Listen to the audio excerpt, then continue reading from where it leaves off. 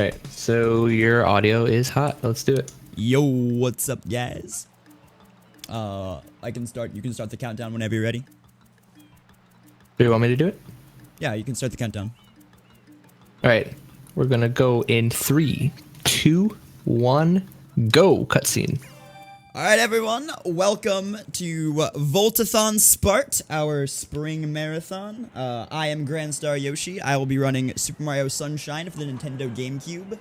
This is the 120 shines category of the game, which means I will be collecting 96 physical shines throughout the game, as well as 240 blue coins. The blue coins, all I can trade in at the end of the run for 24 shine sprites, as there are 240 of them. And this run is the longest category for Super Mario Sunshine, is the 100% category, although we don't call it 100% because in the past there's been some discrepancy, some ambiguity about what would constitute 100%, like, because we don't unlock all of the nozzles in every world in this game. We only unlock the ones that we need, stuff like that. So to avoid confusion, we just call it 120 shines, where you collect all 120 shines that are in the game. This first part is called Airstrip. It is pretty much the same every time. It is roughly a minute of gameplay and roughly 5.5 minutes of cutscenes, so I hope you guys like cutscenes. The basic premise of this game is Mario arrives on Isle Delfino for a tropical vacation. Bowser doesn't like that, so him and his son, Bowser Jr., decide to pollute the island, vandalize everything with graffiti, and do it all in Mario's image to have him framed so that he can steal the princess. What's new? And the entire game is basically a public service announcement for not polluting. Like, even the ads for this game were a public service announcement for not polluting. The tagline of the game was literally, "Clean is better than dirty, and dirty's meaner than clean." But it makes for some interesting speedrun movement, because not only do you have the normal movements that Mario has in every 3D Mario, which would be like running, jumping, all that stuff, you have the added benefit of Flood in this game. And Flood provides interesting movement options through being able to water slide, being able to hover, things like that, that make movement in this game very fast and very unique and very technical, which you will see at later points in the run. So this guy's a polluted piranha. We'll be fighting, I believe, 4 of these guys. We'll be fighting one now, one as soon as we get into the plaza. We'll be fighting one to unlock Rico Harbor, and we will be fighting one to unlock Gelato Beach. And that's all at the beginning of the run. There's also, I believe, one more in the middle of the run that is in Bianco 1. And I will get into why Bianco 1 is in the middle of the run later. Forgot I left my memory card in as a safety precaution. Typically, you run this game without memory card because every time you collect a blue coin or collect a shine sprite, it prompts you if you want to save, like it just did for me. And saving after every blue coin and every shine would waste a tremendous amount of time throughout this run. So it's easier to just mash A to skip the text box once something appears. It is worth mentioning I'm running on the Japanese version of this game, because the Japanese version is the fastest version because of text speed and also because of load times. Because there are certain things in Delfino Plaza on the Japanese version there are certain things in Delfino Plaza in every other version, the PAL and NTSCU versions, that aren't there on the Japanese version, such as fruit scattered throughout the island that isn't at the fruit stands. And because of this, there is the load times every time you load back into Isle Delfino are shorter. So over the course of collecting every shine sprite and every blue coin in this game, all of that load time really adds up. And so that is why we run on the Japanese version. There are certain areas where Japanese is not faster though, and that would be in Serena 6, which is a level where you have to clean up all of the goop scattered throughout the world. And the reason it's slower on Japanese is because on Japanese, you have to clean about 99.5% of the goop for the timer to stop, whereas on any other version, it's about 90 to 95%. So you have a little bit more leniency with other versions that you don't have on the Japanese version. And also, within the same level of Serena Beach, the hotel clerk, who stands outside the hotel, and when you talk to him, you enter the hotel, for some reason, he has like 90 boxes of dialogue, compared to the other versions of the game. And so that's a little bit slower. But other than that, Japanese is definitely the fastest for this category. It's also the fastest for 2 of the 3 other main categories, which would be 79 shines or all level shines, and 96 shines, which would be all shines, no blues. However, for any percent, it is around the same as the Italian, as the PAL version, with Italian being the language set, because Italian is the fastest text, but it doesn't have the added advantage of load times. So they about equate once you factor all that in. Anyway, we're done with cutscenes, and it's time to actually enter the real part of this game. And you'll get to see here, having to do with the movement of this game, you will see me do that a lot, and that is a spray hover slide. Basically, hover slides in this game are the fastest method of movement. It's even faster than the turbo nozzle. So, in order to get top speed with a hover slide, quickly, we spray beforehand, so that you get the movement,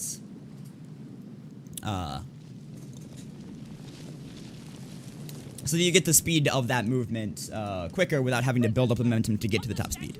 What you just saw there was me collecting a blue coin in a cutscene. Well, in the time where a cutscene is going to be playing soon. And if I had been just a tiny bit slower, I would have gotten what's called a text box skip on that coin, which means that text box that appeared,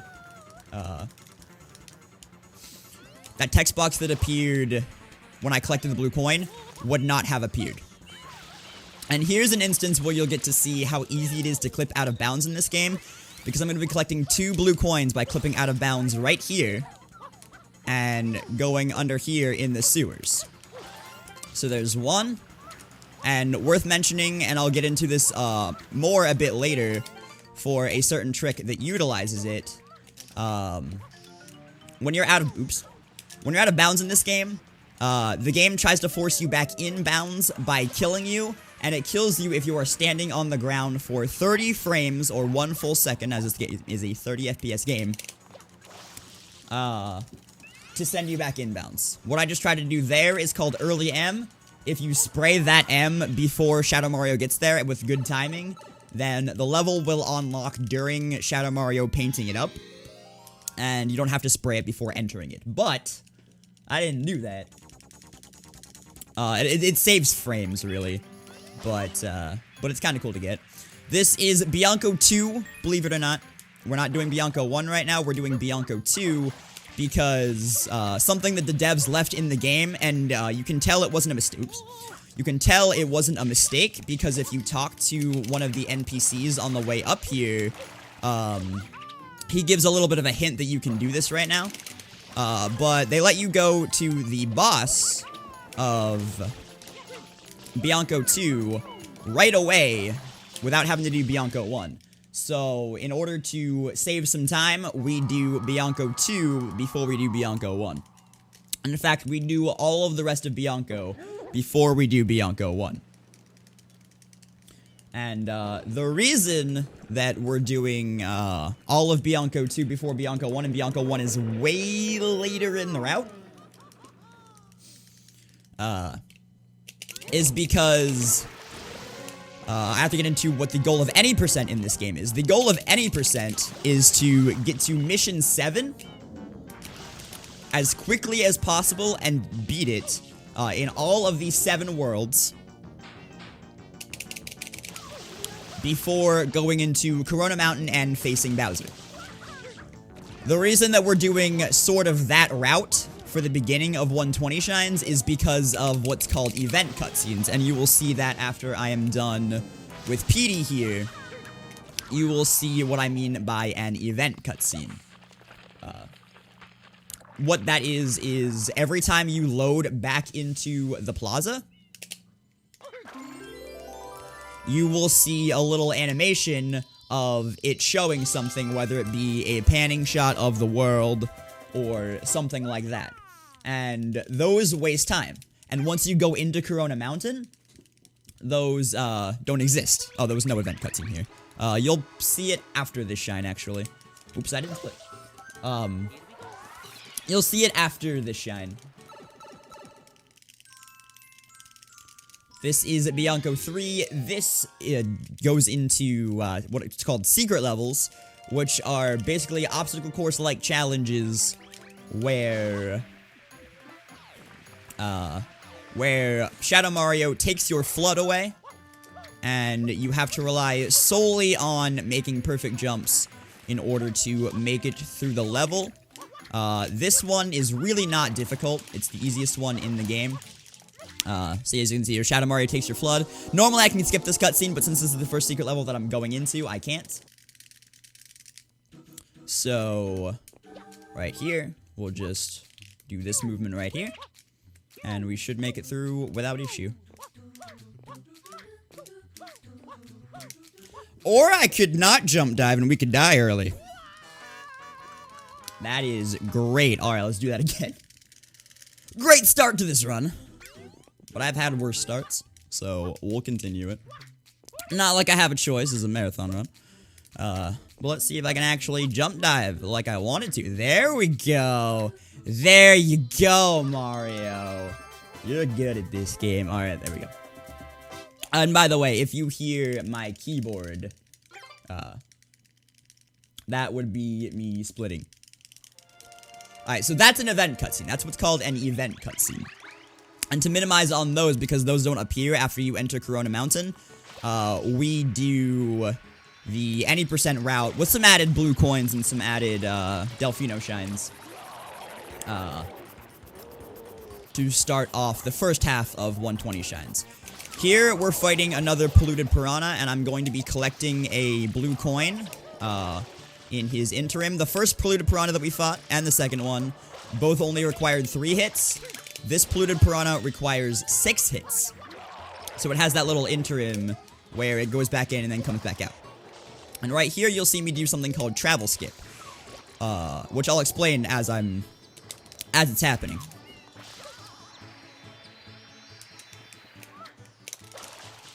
So right there, I got the 3rd hit on the piranha and then immediately booked it back to the Bianco Hills portal.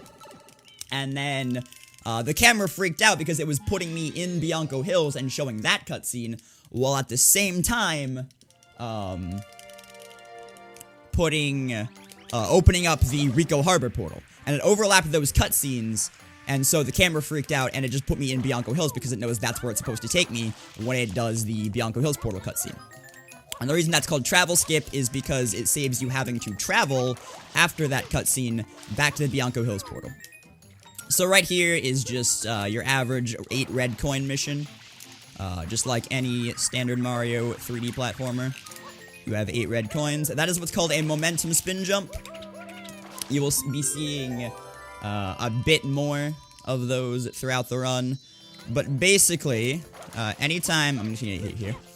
Anytime that Mario dives and rolls out, I'm gonna hit here again, because I have bad timing on this. Anytime that Mario dives and rolls out onto a slope, he gets a crazy amount of momentum. And so if you do a spin jump off of the ledge, or off of the slope, while you have that momentum, it's called a momentum spin jump, and it gets you a lot more distance, than just a normal spin jump does. And you will see that used specifically, I can think of 2 more times throughout this run. This is Bianco 5. It is the second time you fight PD Piranha, and it's a little bit different than the first time. The first time he is static and he just stays in one place because there's not a whole lot of room in the battlefield for him to move. In here, however, he has the entirety of the town section of Bianco Hills to move around. So there are certain spots where PD will stop, and where I can spray him down out of the air and get a hit on him, which is the same way that I got a hit on him before. Oops, I'm facing the wrong way. There is a very interesting video made by Chocolate that details all of the RNG patterns and all of the places that PD can stop, and ranks them in how fast or how slow they are. And if you want to check that out, just look up Chocolate on YouTube. I'm sure you will find it. But here we are. The basic premise of this fight is spray PD out of the air. When he starts to open his mouth, you need to spray him. I got hit by this asshole right off the bat, so need to do that. There we go. And then you just spray him and continue on. I'm going to be collecting blue coins throughout this, so I should end this fight with 13 blue coins. So movement in here is going to be pretty sketch for a bit while I do this. Where do you stop? Oh, we stopped way over there. Alright, well, I'll get that blue coin later then. I need water. If you bounce on these little guys while you have less than half water,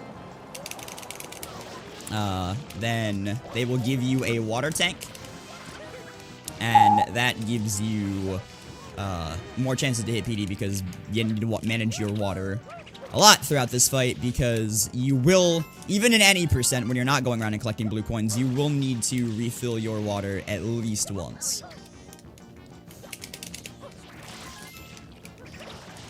It's 11. Where did he go? Oh, he's right here. I'll have to get 12 and 13 pretty quickly while the cutscene for PD is going on. For PD disintegrating is going on. Alright. I'll get the third hit, and then I'll come over here, spray this M, get this blue coin, spin jump up here to get this blue coin, which have 13, and then I'll jump down and go to where the shine sprite appears. Typically, if I did this well enough and didn't mess up my movement, I would just stand where the shine would appear. But because I didn't do that, I had to go do a little bit of extra movement at the end. Alright, so now, we are not going to do up through Bianco 7 now, because again, it saves time on event cutscenes to order some things differently. So now we are going to head over to a level called Gelato Beach. And we have to unlock that by defeating another one of these polluted piranhas. Again, this one is black, so it requires 6 hits. An interesting thing, there is a meteor smash rock on top of the lighthouse typically, but they didn't remove that when doing this, so you can totally see it just chilling up in the air there. And at least on my stream, we have affectionately named that rock Dwayne Johnson. So shout out to Dwayne Johnson up in the sky there. Alright. Here you will see me conserve my momentum a little bit by spraying and hover sliding backwards before before the cutscene happens, and in doing that, I get forward momentum in the cutscene, so I'm closer to the portal, to enter the level. Alright, here is the largest skip in the game. It saves 10 minutes in any percent. It is called Gelato Skip, and it was found by a Spyro runner named Tuval. Basically, what we're going to do is we're going to take a coconut, and we're going to clip through the top of this cabana over here, and grab that shine sprite, which is the 8th mission in the game, before we're supposed to, and that allows us to do Gelato Beach in any order that we want to. I'm first just going to grab this blue coin up here by throwing a coconut into the grinder, and then coming back here and grabbing this coconut. So what I'm going to do, I'm going to throw this coconut over here, grab onto this fence, and press L. That'll line my angle up so I'm directly perpendicular to this cabana. And I'm going to spin jump up here to keep my angle. Drop the coconut right about here, hold forward, and then with good timing, hover through into the grinder and drop down onto the shine to get the shine.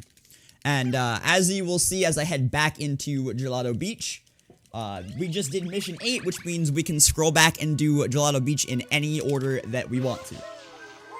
Which really helps later in the run once we get back to Gelato Beach.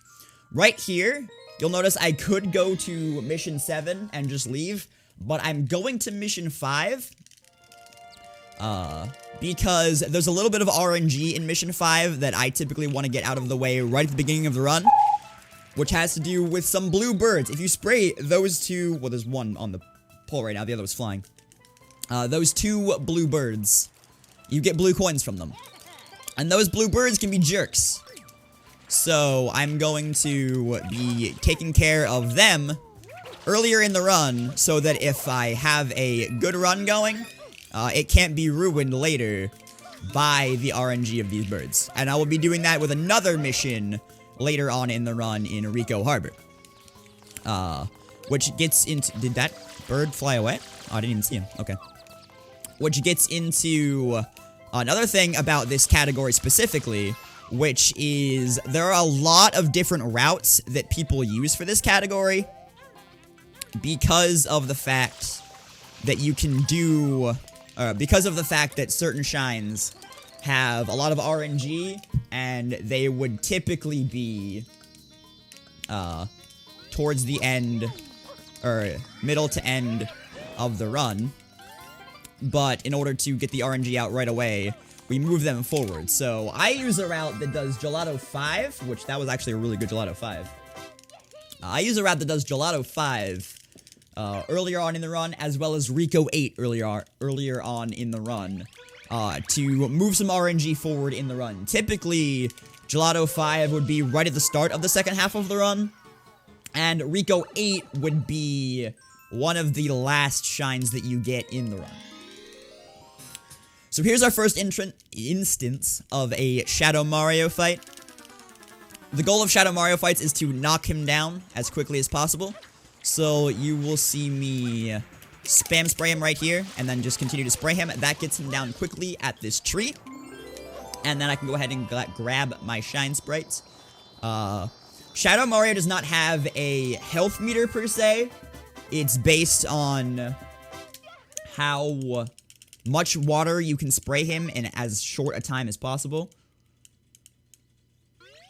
So that is worth noting. And now we're heading to Pianta, and here is where you will hopefully see an instance of a momentum spin jump off of this. Yeah, that's a momentum spin jump. I had momentum by diving and rolling out onto that roof, and then I can come over here, do a spin jump onto that wall, and enter Pianta Village, which typically you would need the rocket nozzle to enter, but with that strat, you don't need the rocket nozzle to enter. And here you're going to be seeing me do things called bridge water slides, which is that, water sliding across the bridge. And here we get into a little bit of RNG. I actually got the worst RNG pattern with these little chomplets, in that there are certain patterns that these chomplets can move in and go into. And I got the absolute worst I could get right now. You'll also see me, not right now, because it wouldn't have been good to, ground pound and hover at the chomplets, like so. And that is because on the Japanese version, the hover nozzle is actually stronger than it is on any other version, so you can spray them and cool them down with just the hover nozzle. On any other version, that would not work. You also saw me pause and then unpause at the end of that once I put the last chomp in the water, and that is because the cue for the shine sprite to appear is when Flood's text box goes away. So if you pause and unpause, it despawns that text box and allows the shine to appear quicker. So now we're moving on to Pianta 2, which is our first Piantissimo. Now it's our second Piantissimo race. Alright, I didn't go into Piantissimo races. Basically, Piantissimo is this little guy masquerading as a Pianta who, for some reason, wants to race you, even though you're trying to save the island. Wants to waste your time. But he has a shine sprite, so we're good with it. And your goal is to make it to that flagpole before he does. I'm going to be collecting some blue coins along the way here. And the timing for this is a bit tight, so excuse me if I don't speak here.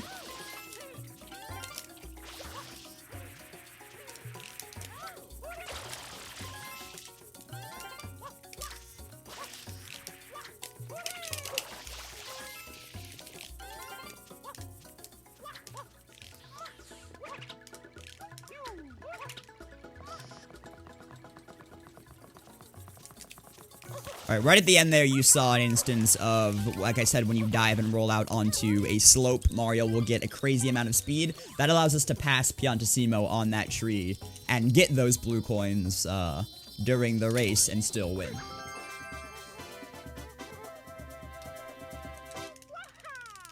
Also, Fives, if we make that incentive, let me know, because I'll have to turn my webcam on in my, in OBS. Well, I have to add it to the scene. But, if we make that, just let me know.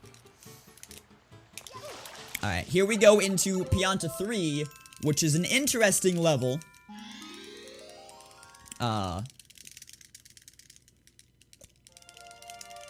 Because it is the only level, outside of secret levels, where Shadow Mario takes your flood. Typically, you're supposed to go underneath the level to get over to here, but we use a damage boost to come over here and get right where we need to go by jumping on top of the lava. And here you'll see me just go on a little detour to grab some blue coins that are only available in this level. And if you didn't grab that M on this wall to the left of me over here during the race, because that's a pretty risky strat, then here is where you would grab it otherwise during this shine. Also, for those of you that are hyped for me to turn my webcam on, be aware, because for those of you that don't know, a big part of my stream is my hair.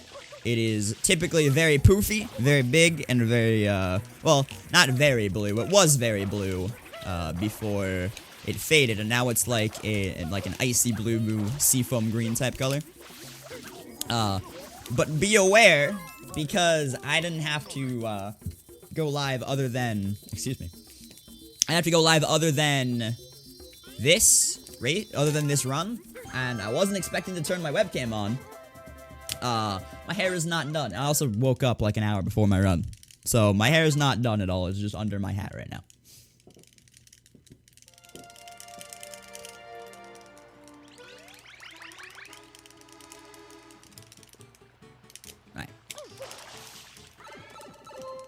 So now we've got Pianta 4, which is more or less the large version of Pianta 1, where we have this large chain chomp. Ooh, I got the best RNG here.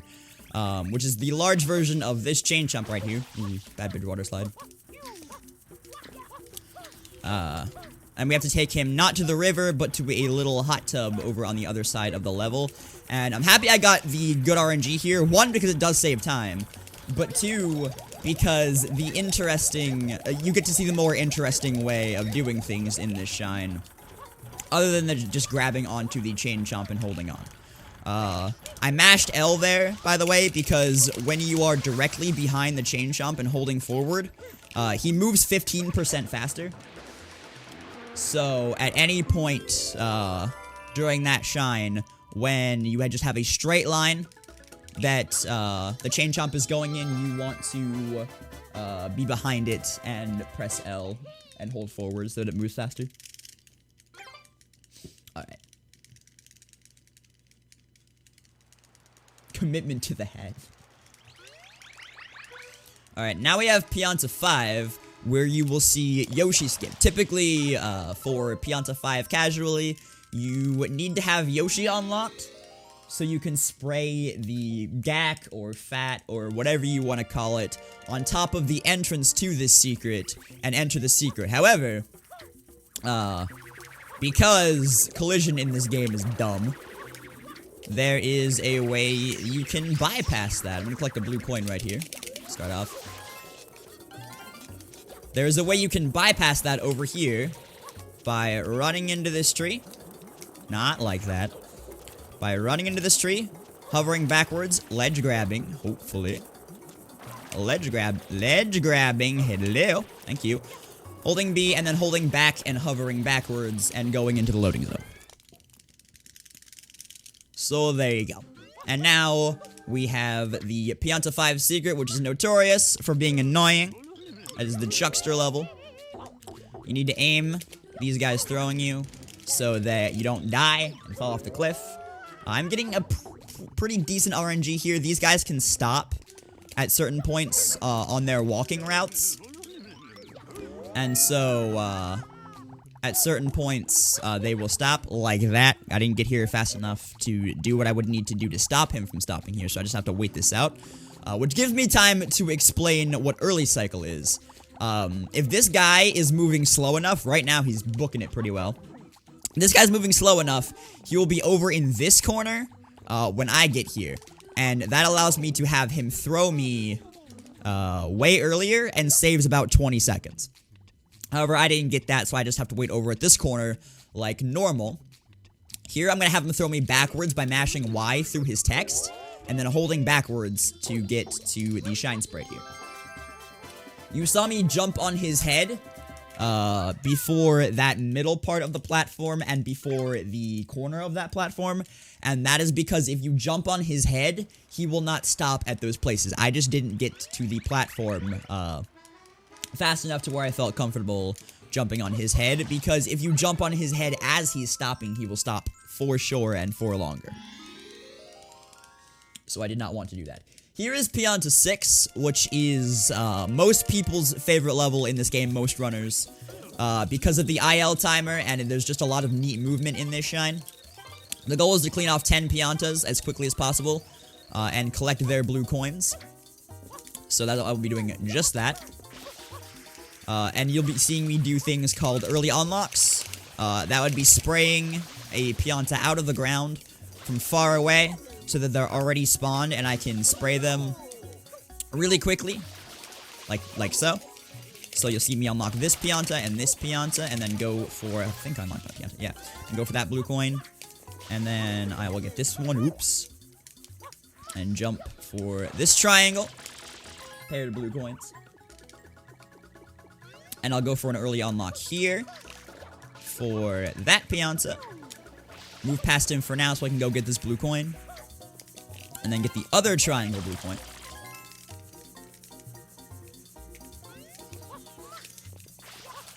And then spray him off. And this is the first Pianta I actually talked to get their blue coins. All of the adult Piantas, you talk to them in this level to get blue coins. Some of them I skip over because I will be coming back to them, like this one. And then this is an unlock that I typically have trouble with, so it's nope, not at all. The slope there on the road changes your angle when you roll out, so sometimes I can't get that. But I wanted to unlock this guy from far away. But it's not a big deal if I didn't. I'll get this Pianta unlocked. It's also worth mentioning that early unlocks matter way more for the male Piantas than the female Piantas, because the male Piantas' animations for coming out of the ground take longer than the female Piantas do for some reason. Oops, talk to me, lady. Thank you. So you want to get early unlocks on the male Piantas more urgently than you want to get early unlocks on the female Fiantas. So 136 is a pretty good time for this level in a 120 shines run where you're collecting the blue coins. For anything else, like for any other category when you don't get the blue coins, you want to aim for about a 205 or above. But anywhere in like 130 or above for this category is pretty good. And there's another text box skip that you just saw, by the way, there. I'll be doing that, I believe, one other time in this run, where the blue coin will fall into me as during the Shine Sprite animation. And so because of that, the text box won't appear, but I will still get the blue coin. And now going into Pianta 7, it's just another Shadow Mario mission. But this one's a little bit trickier because you have to go across the bridge. And if you get close enough to Shadow Mario, he will start moving. So I missed the water slide there. So I had to do the backup movement, which is what's known as the calf strat for this, which is ABA, ABA, ABA, A. Jump, dive, jump, dive, jump, dive, jump. And that will get you to Shadow Mario, and typically you want him to fall down. Whoa, I could not see there. You want him to fall down before the fence, which is called pre-fence. There's also post-fence, which is the one that I got now, and the one that what was that? The one that I typically get, where you get him to fall down right after that fence. And now we're heading over into Pinna, now that we have done Pianta 7. Like I said before, we will be back to all of those worlds to finish them up. But, we are doing the any percent route with some amendments, to start off to minimize on event cutscenes. This is called Honey Skip, which is where I said, I will talk about abusing the death plane over here to our advantage. There is a cutscene that plays before Pinna Park. However, if you abuse the death plane and die on the same frame that the cutscene is supposed to start, you will skip the cutscene like so and be able to enter Pinna Park without watching the cutscene. That setup that I used for that trick is called Honey Skip, by the way, was found by Honey SM64. And the setup for that was a relatively new setup found by How to Cantaloupe. And if you're wondering why I died there, I explained it earlier. You die in this game if you are out of bounds and standing on the ground for longer than 30 frames, or 1 full second. Here, I'm just gonna spray another bird to get this. And then more cutscene skips here. If you pause an exit area after passing those pink poles, you do not have to watch the cutscene. Mecha Bowser appearing for some reason, it messes with cutscene values and just skips it. There's another cutscene skip coming up, where I will do the same thing, pause and exit area after I'm done with Mecha Bowser, when his parts are exploding, anytime there's an explosion on the screen, and that causes you to skip yet another cutscene, and overall, those two cutscene skips save you about 3 minutes. How did that miss? Here I'm firing rockets at Mecha Bowser. 4 rockets takes him down. If you want to fire your rocket straight, you would hold down the R button until just before it clicks, and then just click it to fire the rocket, which is typically what I do. I'm spam spraying him here to get early rocket. There's no explosions. To get a lucky rocket and take him out a little bit earlier if I were to miss a rocket on the normal first 4 rockets path that I use, which I did miss, and I'm surprised I actually got that, because that does not normally happen. So that was pretty cool to show off in a marathon run. That rocket actually does exist, because nobody believes me when I do it in my runs, because I never get it. But there you go, I missed the first rocket, which is actually called DM shot. I missed that, so I got the lucky rocket there. Here, we're going into Pinna 2, which deals with Bullet Bill RNG, because there are blue coins within these baskets that I have to grab. And the only way to get these, well, one of the only ways to get the blue coins in these baskets is to have a Bullet Bill hit them, like that, and break them open. The other way that you can do it only works with one specific basket at the back of the level, and it is using Yoshi to clip into the basket, to grab the blue coin without it exploding. The basket, that is. And, you can only do that on one basket at the back of the level, and you need Yoshi, which I haven't unlocked yet. So, I cannot, well, I could grab it if I just, send a bullet bill to it, but I didn't want to. That's gonna hit the tree. Right now, I'm waiting for a purple bullet bill to get a rocket, not a rocket, to get a blue coin from a basket over here that can only be gotten with a purple bullet bill because the normal bullet bills will not hit that as there is a cliff in the way. Is this gonna hit this basket? Yes, okay. So that was pretty decent RNG, and now I'm gonna do what's called mole skip, which means typically you would need to throw bombs at that mole in order to get into this loading zone. It will despawn the mole. However, after the mole throws a bomb, its hitbox isn't there for a set amount of time, so you can just jump right through him and go into the secret. So that wasn't terrible RNG. It could have been a lot better, but it also could have been a whole lot worse. So I will take what I can get here.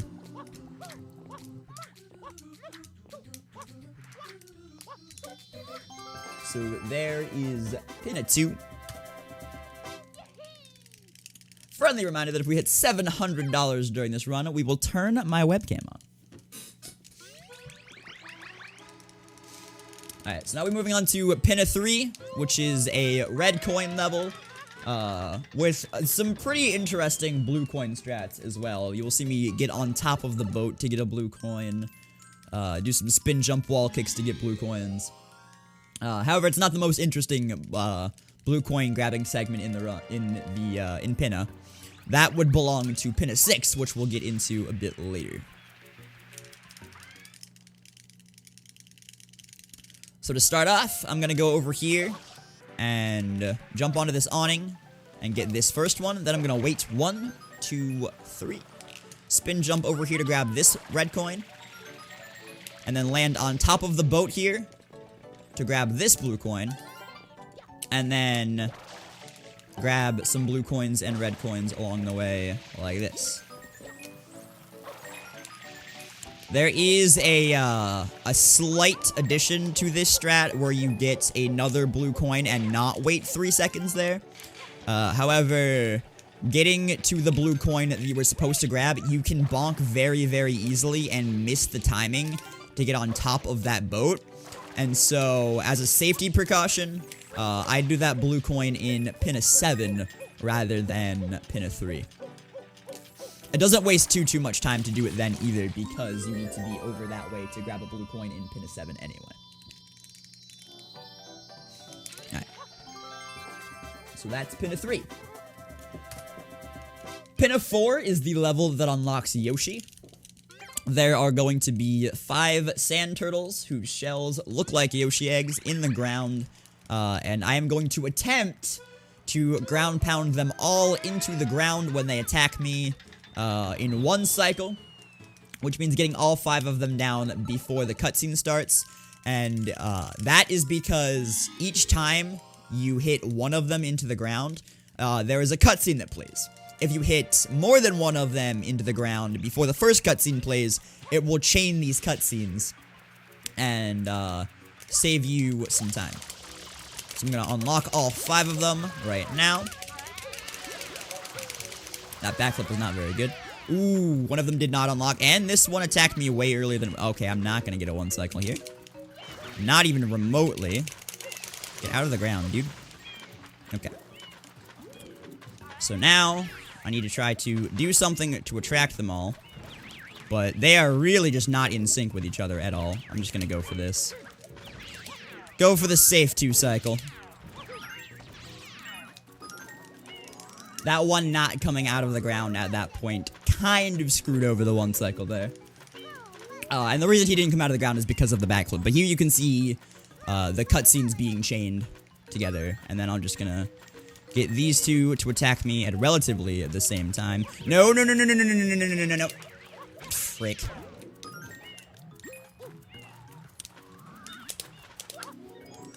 Shoot. Did not ground pound beforehand. Alright. So we're getting a 3 cycle. This is actually the worst I've done on this shine in quite a while. Would you attack me, sir? The worst I've done on this shine in quite a while. So I'm losing roughly 25 seconds here. It's a marathon run. What can you do? But there you go. Now I'm going to collect this shine.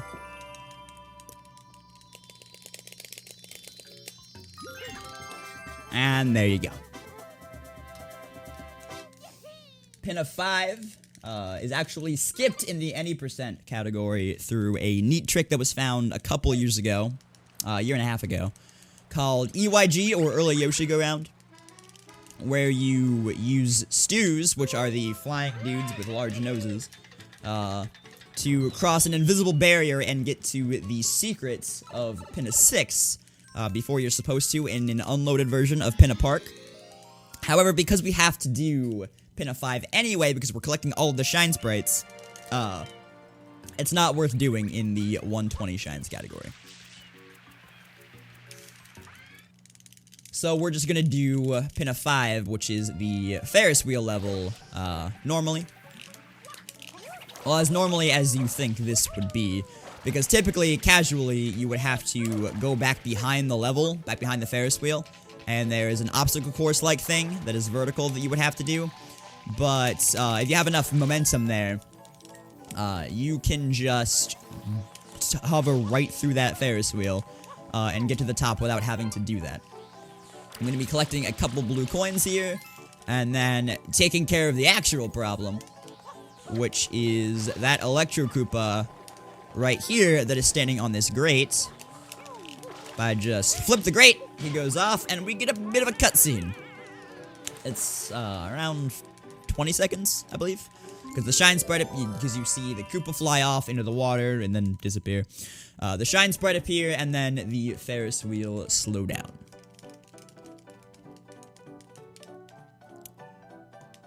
And then you hop over here on top of the Ferris wheel and go grab the shine sprite. And up next, we have my personal, I cannot words, my personal, whoa there, man. You want to actually get on top where that shine sprite is, buddy? Like, that was not supposed to happen. There you go. My personal biggest fall. Yes, of course. At least I didn't fall all the way down. Alright. So, up next is my personal favorite Pinna level. It is Pinna 6. And it is because there's a huge chain of blue coins that you collect in this level. And doing a lot of blue coin collecting is probably my favorite part of this run, because the blue coins are actually my favorite part of this run. They make movement interesting because you have to route them into the way that you do the shines. And just the ways that you collect them are interesting to me. So to start off, we're gonna go over here and clean off this X in this X cutscene, or in this cutscene of the blue coin appearing. We can see what fruit Yoshi wants. Yoshi wants a coconut in this case, which is the worst RNG that you can get for this, because the coconut is the furthest away from Yoshi. But that's okay. And here you'll see me going as fast as I can to collect 2 blue coins that I unlocked through 2 different linked pairs. And then coming up here and getting this one. Banana is the best RNG that you can get here because it's right beside the blue coin that you get here. But, and coconut's the worst because, like I said, it's all the way across the level. It's across this water. And this is not a very good thing because all of the other fruits are right beside Yoshi, whereas this one is not. But you can just walk around and get it to him. It's not a big deal. Here you can eat this guy, and you can do the most efficient way of taking out bluebirds, which is to eat them. Luckily, the bluebird was just standing right there, so I could just eat him right away and then come back down. I'm gonna eat this pineapple, because Yoshi needs to be orange in order to activate this secret. And then come down here and do some more blue coin collecting. These guys are stews, by the way. Hello. And the stews that you would use for EYG would be Soren stews. Those guys are Struttin stews. You'll see some Soren stews in a secret level a little bit later in Serena 2. Or you could just look outside of the level as I'm entering Pinna Park, because there are some out there in every level after Pinna 4, and before Pinna 4, I believe. So those are the blue coins, and then we're gonna come over here and put Yoshi into the Yoshi go-round in the missing Yoshi spot. That was a bit bad, but that was just because of the bad RNG. So now we're gonna do a strat here called over the top to the right. It is the fastest way to get through this. That's the over the top, and then I went to the right, so that's the to the right part. And I'm using spin jump dives to get height and also distance to be able to do that over here. I'm gonna use a spin jump and then a wall kick up the side here, and then another spin jump dive to grab this shine.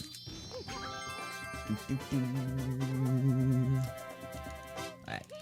Next up is Pinna 7, which is where I'll be collecting the blue coin that most runners get. Well, not most runners. Most runners at my level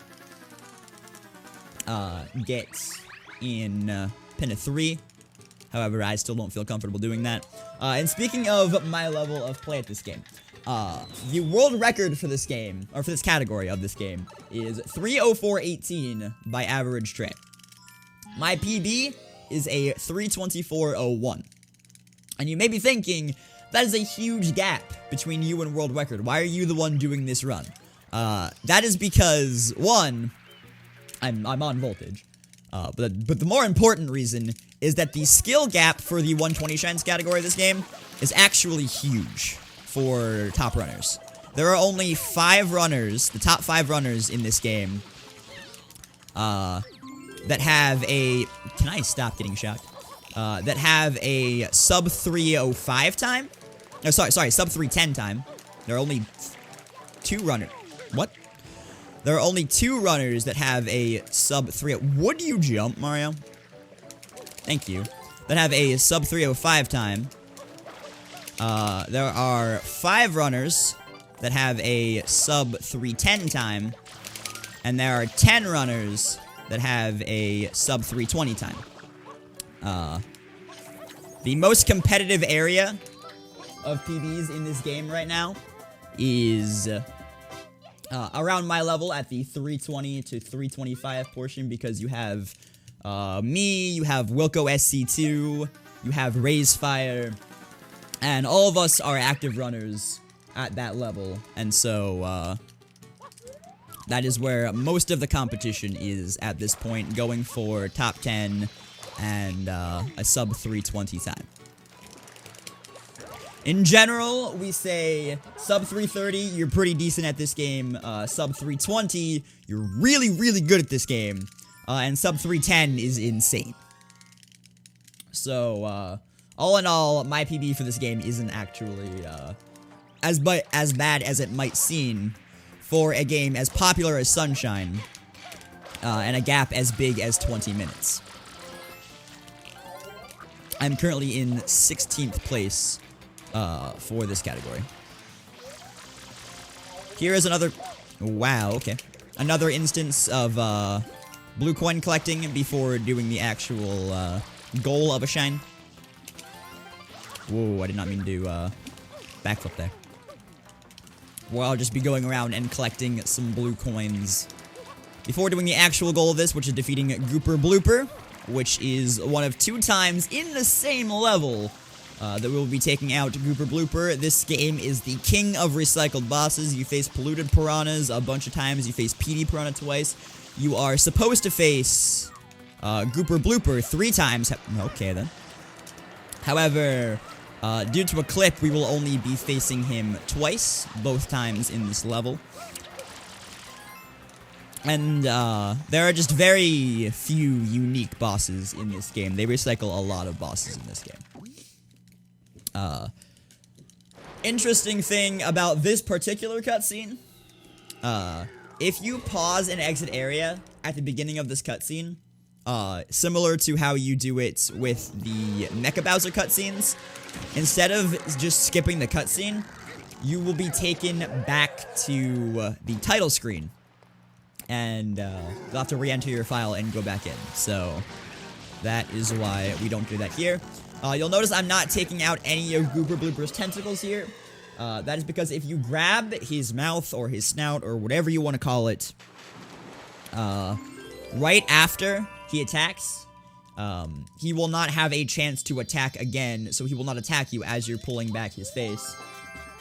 And you can just pull it back as far as you need to. You also don't have to pull it back until it snaps on its own. You can let go at a certain point, and it will snap and do damage to him. 2 hits takes him out, and we're moving on to Rico 2, which is the Gooper Blooper, not the Gooper Blooper, the Blooper race level. And I will be doing this, aside from needing a blooper to collect a blue coin at the start, I will be doing this without a blooper,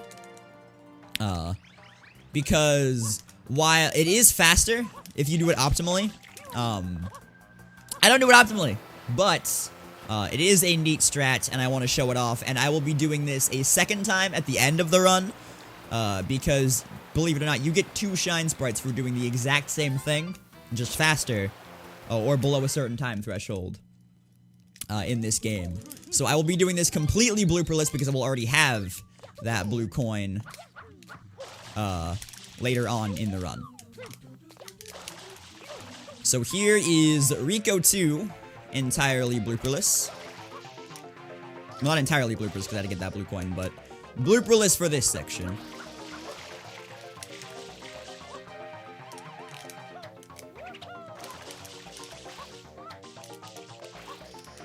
Oops. There we go. And see, I don't do that optimally.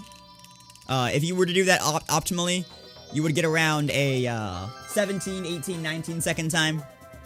I messed up a little bit, so typically I get a little bit better than that, like a 20 to 21 second time, but my angle for coming back to the goal was a little bit off. So there you go. And now we're doing Rico 3, which is the second hardest shine in the game. We're turning on the cam. Alright. Good thing I have to do this incredibly difficult shine as the time that we have to turn on the cam. So, if you will give me a moment after I'm done with this incredibly difficult shine, I will go ahead and add my webcam, and we can get this show on the road. There we go, incredibly difficult shine right now. Thank you guys so much for $700 for the Trevor project. It's really amazing of you guys. It really means a lot. And so, if you give me a moment, I will turn on my webcam. And fives can do that. Yes, you can announce the donation. Let me put my earbud in really quickly so I can hear you. Alright, hop in.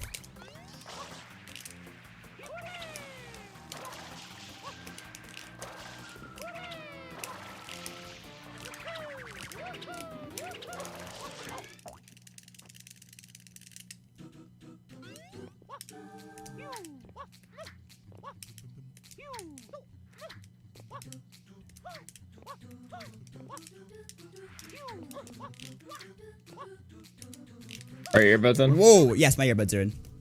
Alright. 1 sec. That movement was a little bit weird.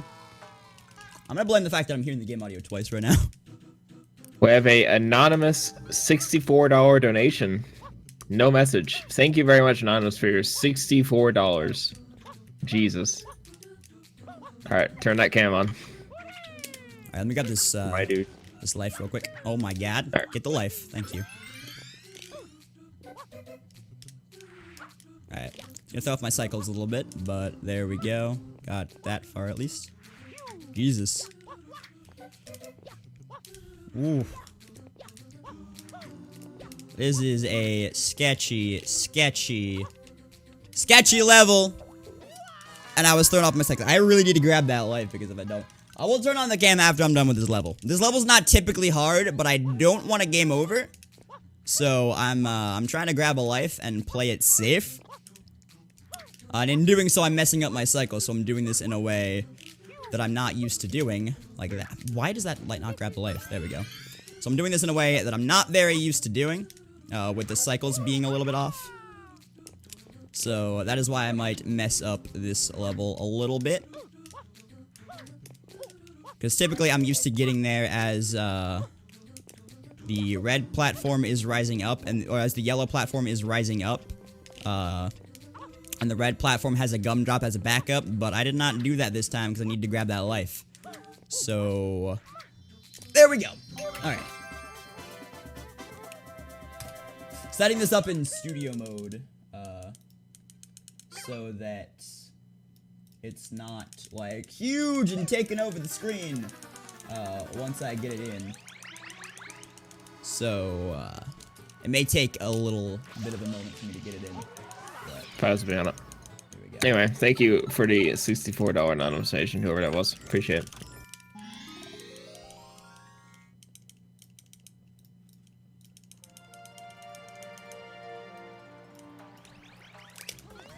Oops. Jeez. Okay.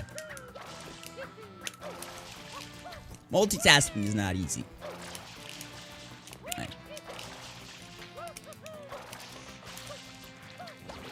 Again, forgive me if I'm being silent here. Trying to do like multiple things at once. I'll have time during a cutscene here to do it.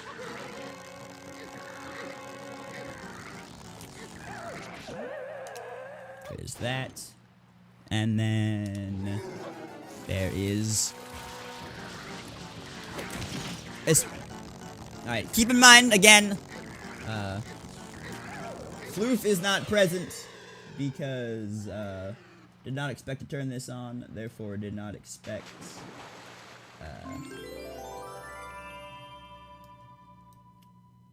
to have to get ready and stuff. So gonna be a bit of a difference here. Okay.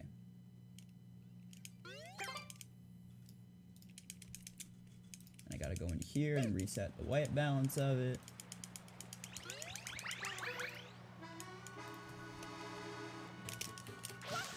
Alright.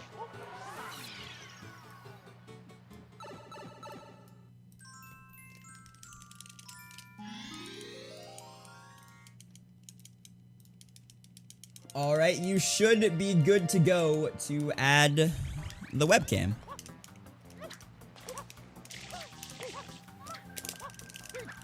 Alright, this is Rico 6. Rico 6 is basically just collecting red coins on the water here. Along with a blue coin along the way. We do this backwards from the intended casual route. Mostly, there are, it's actually faster to do it the intended way, collecting the 8th one first. But that route is a little bit riskier, especially if you're going for this blue coin right here, so, most runners opt to just stick with the route that has been used for years and do it, this way. I missed a blue coin, or a red coin there. That's okay, it's easy to just turn it back around and get it. And then you have to collect the Shine Sprite still on the blooper. So there that is. Yo, what's up? Like I said, Floof is not in place today because didn't expect to have my webcam on, but that is okay. I'm gonna remove my earbud here so I'm not hearing the game audio twice. And I can actually focus on the run a little bit more. Alright, so here we have Rico 7, which is another Shadow Mario mission. It's actually the easiest Shadow Mario mission in the game. For charity! You can see me in my slob self. Okay. I think the easiest Shadow Mario mission because all you have to do is run forward and hold R. And boom, he's down. There's a spider on this grating over here that sometimes you can knock off just by spinning that grate, and that is called the God Spider. I did not get that here, but I still got a pretty decent spider. So there you go. And now, we're gonna play a little bit of a game, ladies and gentlemen. This is called Guess the RNG. Once again, I have moved Rico 8 forward in my route in order to move some RNG forward, because you can lose a lot of time to RNG in this level. And I like to play a game with my chat on this level called Guess the RNG. Basically, Yoshi wants a durian from this fruit machine. Only a durian will do. And you guys get to guess how many tries it will take me to get a durian from this fruit machine. Generally, it takes between 2 and 6... Ooh, between 2 and 6 tries, but it could be more. But it also could be less. So let's go. If your guess was 1, you are incorrect. I am sorry. If your guess was 2, you are incorrect. I am sorry. If your guess was 3, you are incorrect. I am sorry. If your guess was 4, you are incorrect. I am sorry, and I now need to move fruit away from the spawner so that it spawns more fruit. If your guess was 5, whoa, man, don't spin jump that. Don't do that. Don't do that. That's bad. If your guess was 5, you are incorrect. I am sorry. If your guess was 6, we're getting to the bad RNG here. You are correct. You win an all-expense paid trip to Puerto Vallarta. Expenses not actually paid by Voltage, me, or the Trevor Project. Alright, so then we're gonna grab this blue coin here, and then we're gonna do a fun little strat over here, where instead of spraying the fish, we're gonna come up onto this helipad, and then do a spin jump off of here, hover with Yoshi with good timing, and just appear on this platform right over here. And then jump off of Yoshi, grab this blue coin, back on Yoshi, and then come over here. The reason we need Yoshi for this, by the way, the mission on English is called Yoshi's Fruit Adventure. And you need Yoshi because, like I mentioned earlier, there are certain spots of, like, this gack that only Yoshi's juice can clean up. And unlike Pianta 5, there is no other way to get in here and still collect those blue coins without Yoshi. There is a way you can rocket up into the bottom, but it's very precise and not really worth it for consistency in a 120 run. So now we're gonna come over here and do 1/2 of this linked pair in Delfino. The other half will come much, much, much later. And then we're gonna head back into Bianco Hills and finish it by doing Bianco 6 and Bianco 7. Bianco 6 is another secret level. There's a bit of a tricky jump at the beginning of it that sometimes I will mess up, but luckily in this level you always collect a 1-up directly before doing this jump, so even if I fail it once or twice, there's really no chance for a game over at this point if I were to fail this jump. Especially because I can fail it once without collecting that life and be totally fine, but typically you collect 2 lives in this, one early on and one on a block later. So there's this, and then here is the 1-up that you always collect, and then here is the jump! First try. And there you go. That skips having to wait on another one of these rotating blocks. And then here is the other life that you pretty much always get, because it's free, it's right there, you have to go up the block anyway.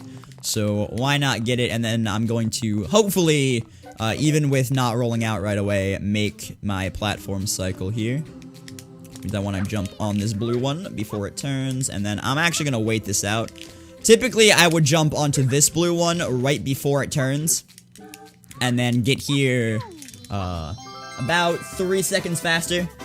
However, because I didn't roll out right after that jump, or after that wall jump dive, because I didn't think I was gonna make it with my angle. I wasted a little bit of time, and I wasted just enough time to have to wait that cycle out. So up next is Bianco 7. Bianco 7 is the Shadow Mario mission of Bianco Hills.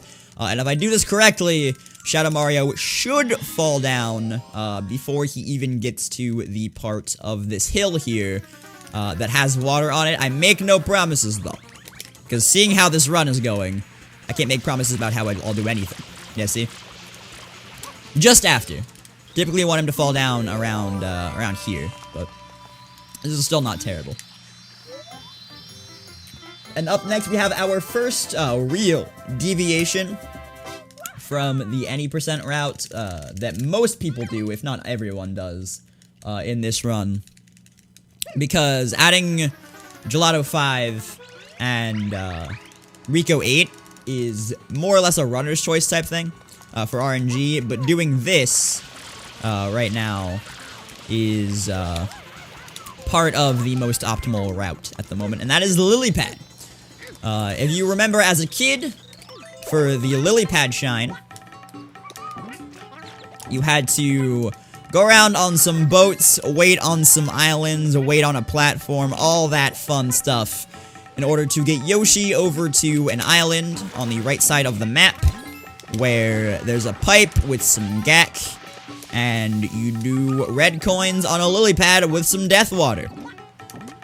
We don't have to do any of that waiting.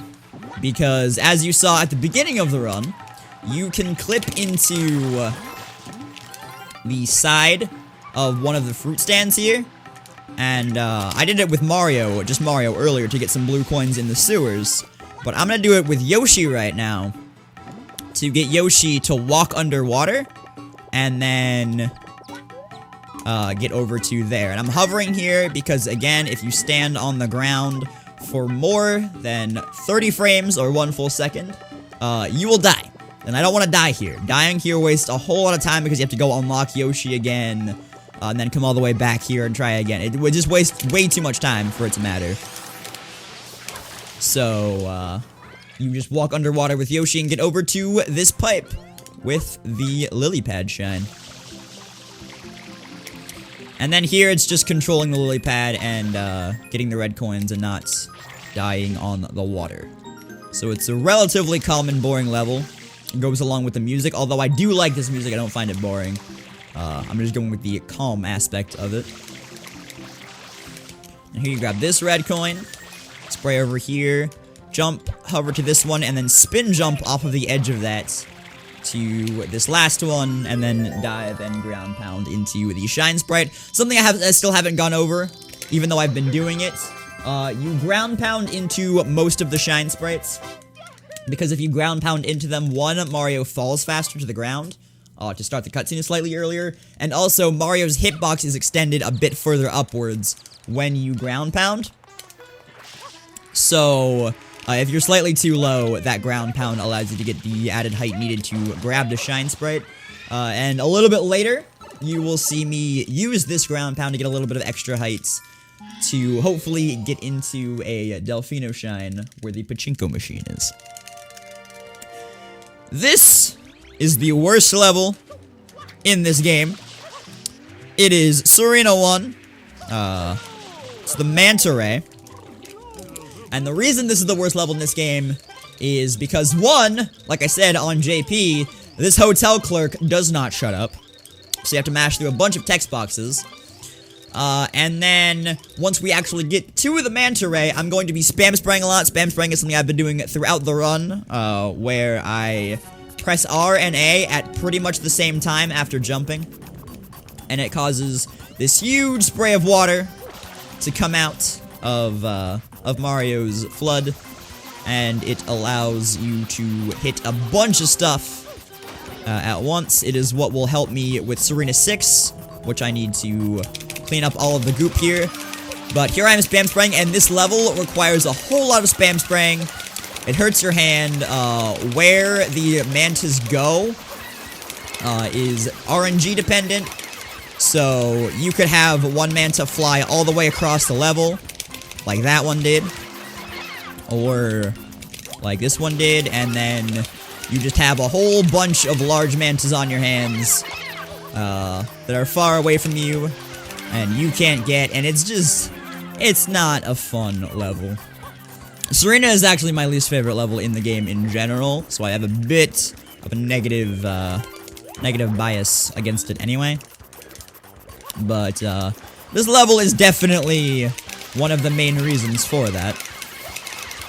Because after a while, spam spraying can hurt your hand, and if, spam spraying hurts your hand, you're not going to be able to spam spray effectively, and what will happen most of the time is your timing will be off with, the R and the A presses, and you will do a lot of backflips, because you want to be in the air when you spam spray so that you don't backflip, because pressing R and then A on the ground, makes you backflip.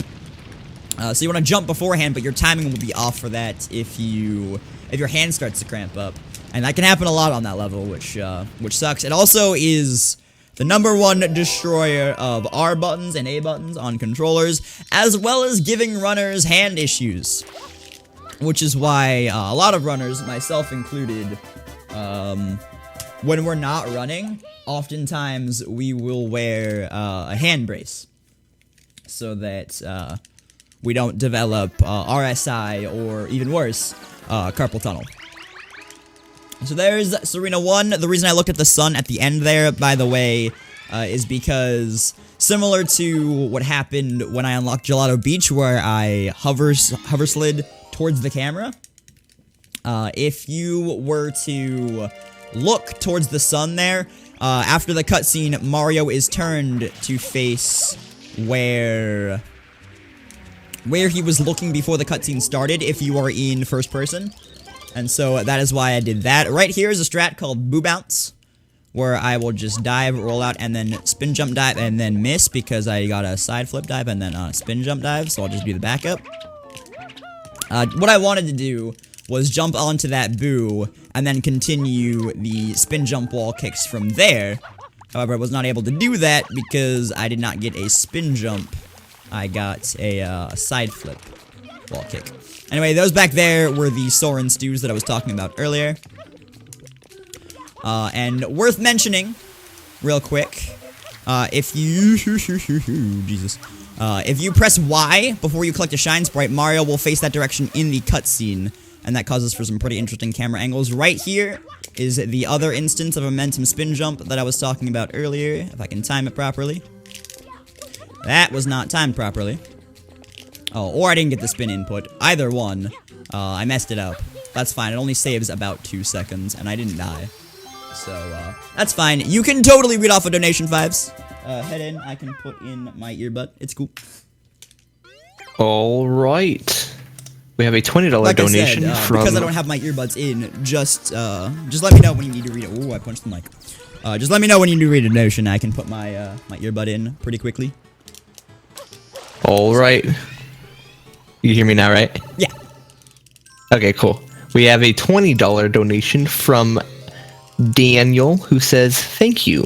Thank you for the $20 donation. We are at $720 for the Trevor Project. Remember that all proceeds are going directly to the organization. We're not even seeing or touching any of this money. It's all through their secure payment process, through their portal. So if you are interested in making a contribution towards their very, very awesome organization, be sure to do so as soon as possible. We're going to try to hit $1,000 before this marathon is up tomorrow morning, so get those donations in. Keep up the good run, Zach. Yo, thanks, man.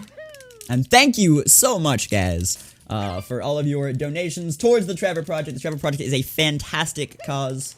For those of you that don't know, the Trevor Project is a charity that helps suicide prevention for mainly focusing on LGBTQ plus youth. Is a very, very, very worthy cause because in this day and age, in this society, LGBTQ plus youth have a lot to go through because at this point, it's still not socially accepted, 100% socially accepted, and because of this, most who fall under that category do not feel like they belong, and they do not feel like, they would be accepted as they feel that they are, and that causes a lot of negative and suicidal thoughts. So, it's great that an organization like the Trevor Project exists to reach out to LGBTQ plus youth and provide this resource for them. Anyway, some stuff that I have skipped over. Oop, I messed up.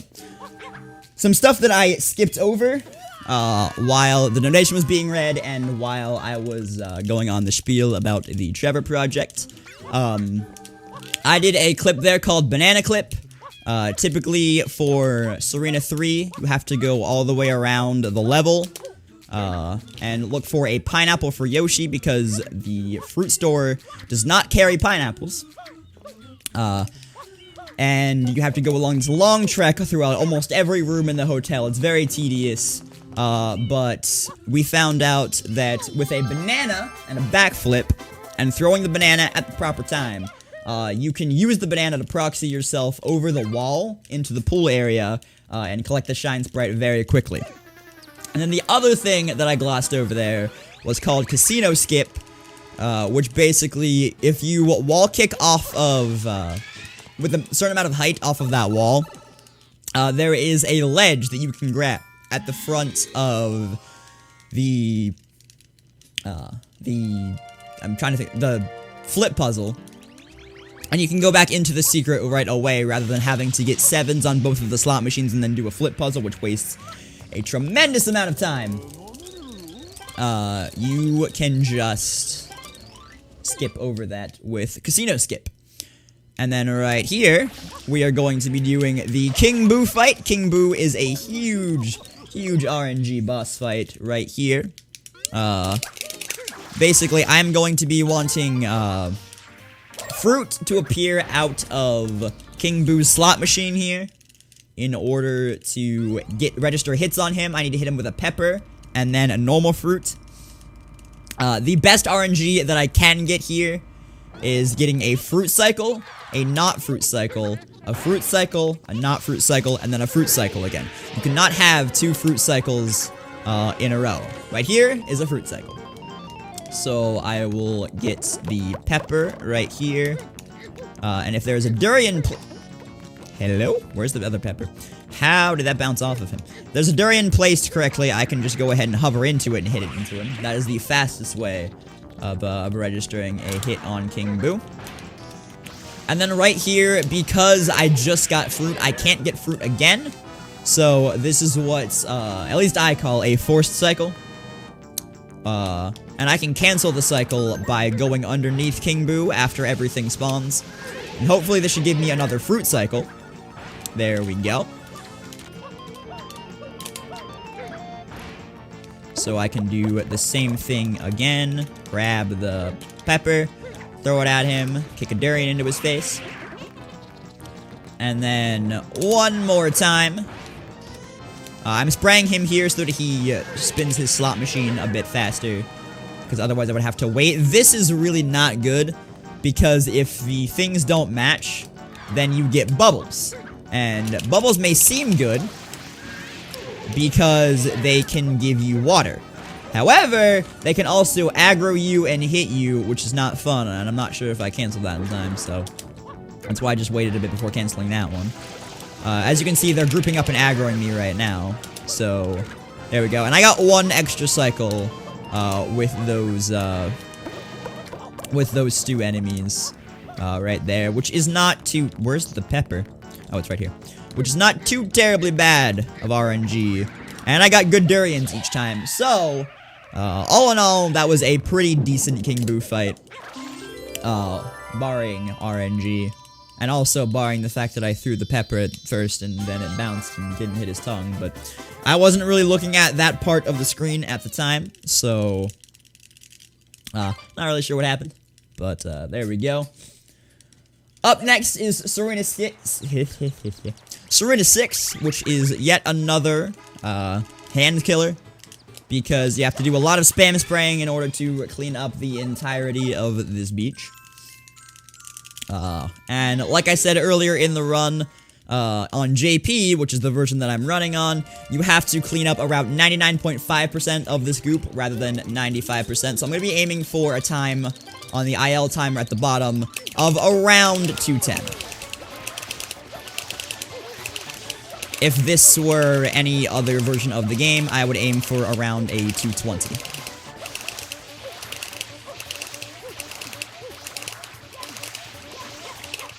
Up, backflip, there we go. Hand starting to get tired. Up, side flip, there we go. Hand starting to get tired. And then also in here, I'm going to be collecting a few blue coins. Some from cleaning off these Nokis, and that one from the sign there.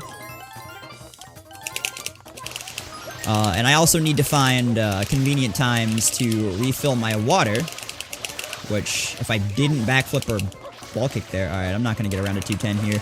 Not even in the least bit. My best time here on JP has been a 217, but I'm not getting anywhere near that right now. Where am I missing goop? Where am I missing goop? Hello? Where am I missing goop? Is that little big out there gonna count? Yep. Yep, see? That's where it's not as lenient as... Oh, there was a huge splotch up there that I didn't see. That was more likely what it was. But, right there, that is a prime example of it being more difficult on JP than it is on any other version. And a 157 there is really not good. But, I didn't see that giant splotch up near the left cabana up there. So that's my bad. But, yet again, it's a marathon run. What are you gonna do? I'm not expecting to PB with this run at all. If anything, since my PB's a 3:24, and I'm currently around 2.5 minutes behind that, I'm expecting around a 3:27, 3:28 for this run, probably. Which is pretty par for the course, for no resets. So that's fine. And then Serena 7 here, once again, just another Shadow Mario mission, where I will be collecting a blue coin after I am done with him. And then we will move on to the final level, and my personal favorite level, which is, Noki Bay. Because there are some interesting shines that you get to do in Noki Bay, and a really, interesting boss fight, which a lot of people hate, but I actually like this boss fight. It is the eel. And that'll be coming up in Noki 4, but here's, this blue coin I was talking about, and then, oop, I got way too much height there. And I can go up and grab our shrine spread here. And there we go.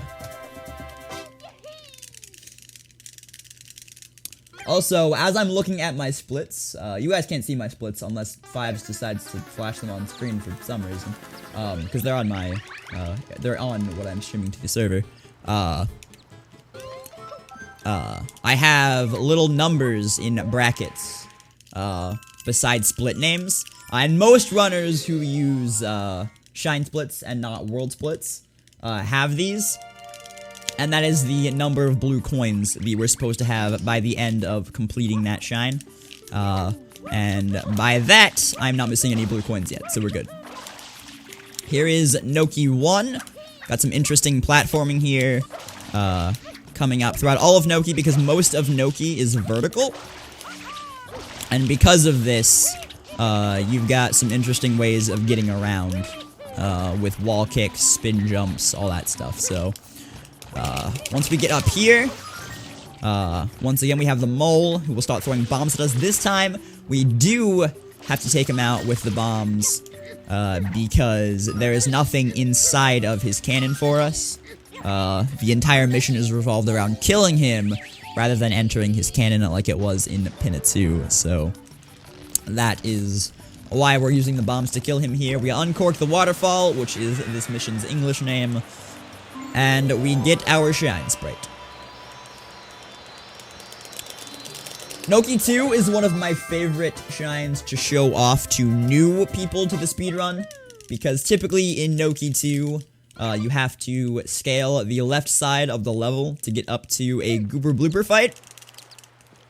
But with a clip utilizing a spring, we can get down into the area where the Shine Sprite is without having to ever face Gooper Blooper another time, which would be the third time we would face him. And for whatever reason, this is probably one of the easiest clips in the game, but for whatever reason, every time you show this to someone who's never seen it before, it blows their mind. So, quite possibly, if you've never seen this clip before, I can blow some minds right now, which would be pretty cool. So I navigated all the way up here, again, using a series of spin jumps and wall kicks. And come over here, throw this in this corner, clip through, dive, and then boom! We're in with the Shine Sprite.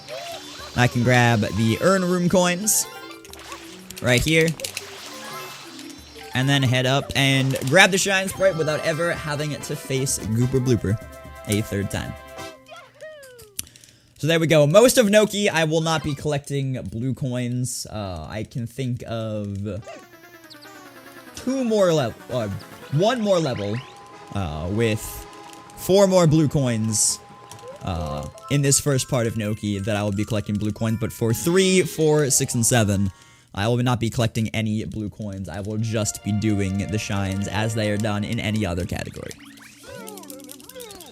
So in here, the old man is going to put us into this bottle somehow and train us to go face the eel in Noki 4, which is at the bottom of that waterfall over there, which is what is polluting the water.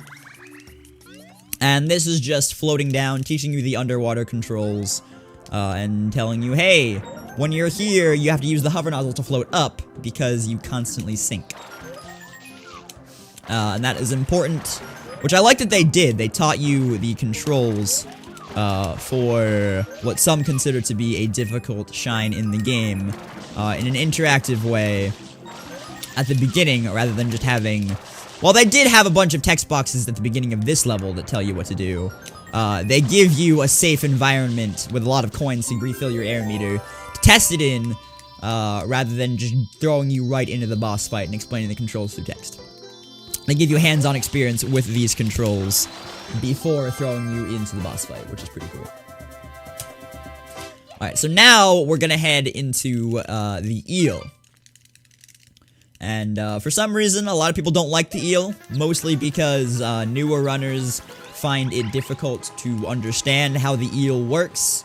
But I'm going to do my best to explain it as I'm going through it, and I have plenty of time at the start because 1, I have to go to the eel, and 2, I have to float down to the eel. So, the way the eel works is, as you clean his teeth, he will move up and down, or he will close and open his mouth. He shouldn't move up and down if you do it right. And if he does go down, you want to clean the golden tooth, and then he should not go down again, and you're free to clean his other teeth. So, you want to clean for this first part, I want to clean 5 teeth, have him close his mouth, clean a tooth, close his mouth, clean a tooth, close his mouth, clean the last tooth, and do what is called a cutscene skip, which I will explain when I get it. And I'm going to be hitting this bottom purple bubble here to get some air to start off with, and then you will see what I mean by getting 5 teeth and then 1 tooth per cycle until I'm done. So I want to hover here just as his groan starts, and then I'll get this tooth, hover up, this tooth, and then whatever tooth is down here, this would be the golden tooth, making the cutscene skip a little bit harder, but that's fine. And I'll wait out this cycle, clean this tooth, hover across to the other side as he's spinning, I'll close his mouth, and then I'll clean this tooth, go right on his lip here as he's closing his mouth, and then I'm gonna take damage as I'm cleaning this tooth, or I could just not take damage from that tooth for whatever reason. Typically, if you're inside it, you will take damage from that tooth. Did my alerts go off? I don't have any alerts open on this scene. None of my alerts are open, so I don't know why they would go off. Because the only things that are in this scene are my webcam, my splits, and my game feed. I don't have my alerts as a source in this scene, so that's really weird that they would go off like that. I am sorry. I did not mean to do that. And again, I don't have my headphones that are plugged into my PC on right now. Mine are plugged directly into my capture card right now, so I couldn't hear it even if that happened. So, yeah, that's a little weird. It was the Yoshi tongue noise. Yep, that is my follow alert. I don't know why it's going off, but thanks, I guess. Here is another Piantissimo race, but to go over what that cutscene skip would have been, I wanted to take damage as I clean that last tooth, and if Mario was flashing red from taking damage, cleaning that last tooth, then the cutscene for the eel going down won't play. The eel will just go down while you have freedom to move. And that means that you wouldn't have had, or I wouldn't have had to float down to the Shine Sprite. I could be already there as it spawns, and that saves around 20 seconds. I'm not sure why that tooth did not hit me, dude. That's a little weird. Alright, there we go. And then here, I'm just collecting blue coins yet again after finishing a Piantissimo race. Like I have the past 2 Piantissimo races. This is actually the last Piantissimo race. Because out of 3 in the game, I've already done the other 2. The ones in Gelato and Pianta. So there we go. And then we're just going to come down here to his flagpole, which looks like a McDonald's straw. And then we'll come down here. I am a silly meme, alright? Raise your lols. Alright, and there we go. There is Noki 5. Noki 6 is considered by most to be the most difficult secret shine in the game. It requires a lot of technical movements, and so for most of Noki 6, I will be shutting my trap, because I want to get a strat called Blue Cycle. And possibly Pyro Kick at the end. We'll see if I can get that, but I have not been able to get that in a run yet, because the little pegs at the end always screw that up. But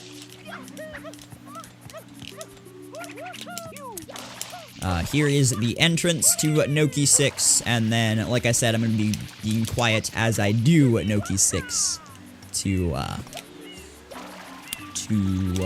focus on getting this cycle.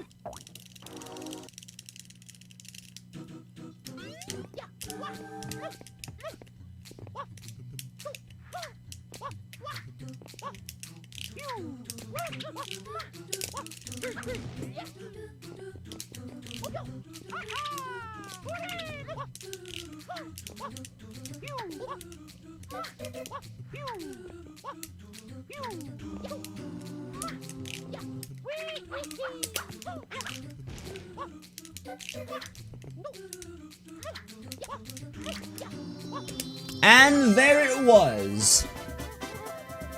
Oh!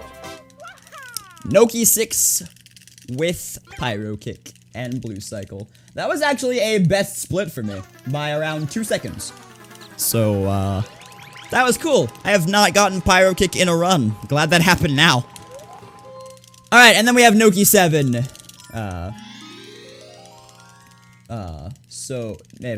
Now we have Noki 7, which is just another Shadow Mario mission, where I'm going to be spam spraying him here, and then spam spraying him all the way as he gets up here, getting the quick kill here, and then, there we go. Did my bits alert go off? That was a follower alert that went off. Alright, and there we go. And so now, here is where any percent would end. Albeit without the blue coins and without the added shines that I did, like Rico, Age, Gelato 5, Lily Pad. Where you would go into Corona, and then immediately go up and face Bowser. We are going to go into Corona now, but, the reasons that we're going into Corona now are not, to go face Bowser. The reasons that we're going into Corona now, are to 1, get blue coins, because there are 10 blue coins in Corona that we have to get. And 2, to disable event cutscenes. So, Corona is a pretty difficult level, especially to do with the boat at the end while getting blue coins. So, once again, I am going to be being quiet as I do this so that I can focus on getting the blue coins.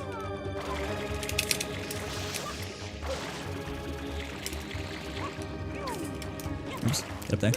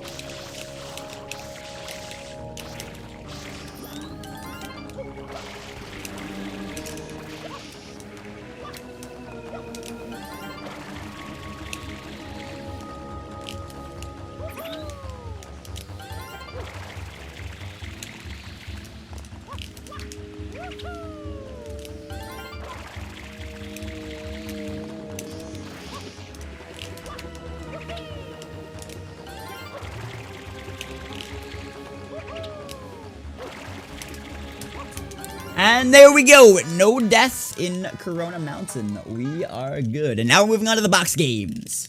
And the second half of the run, starting with a bunch of quick Delfino Plaza shines.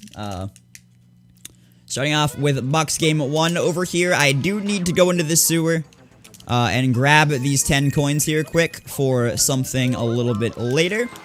But here we go. Box game 1.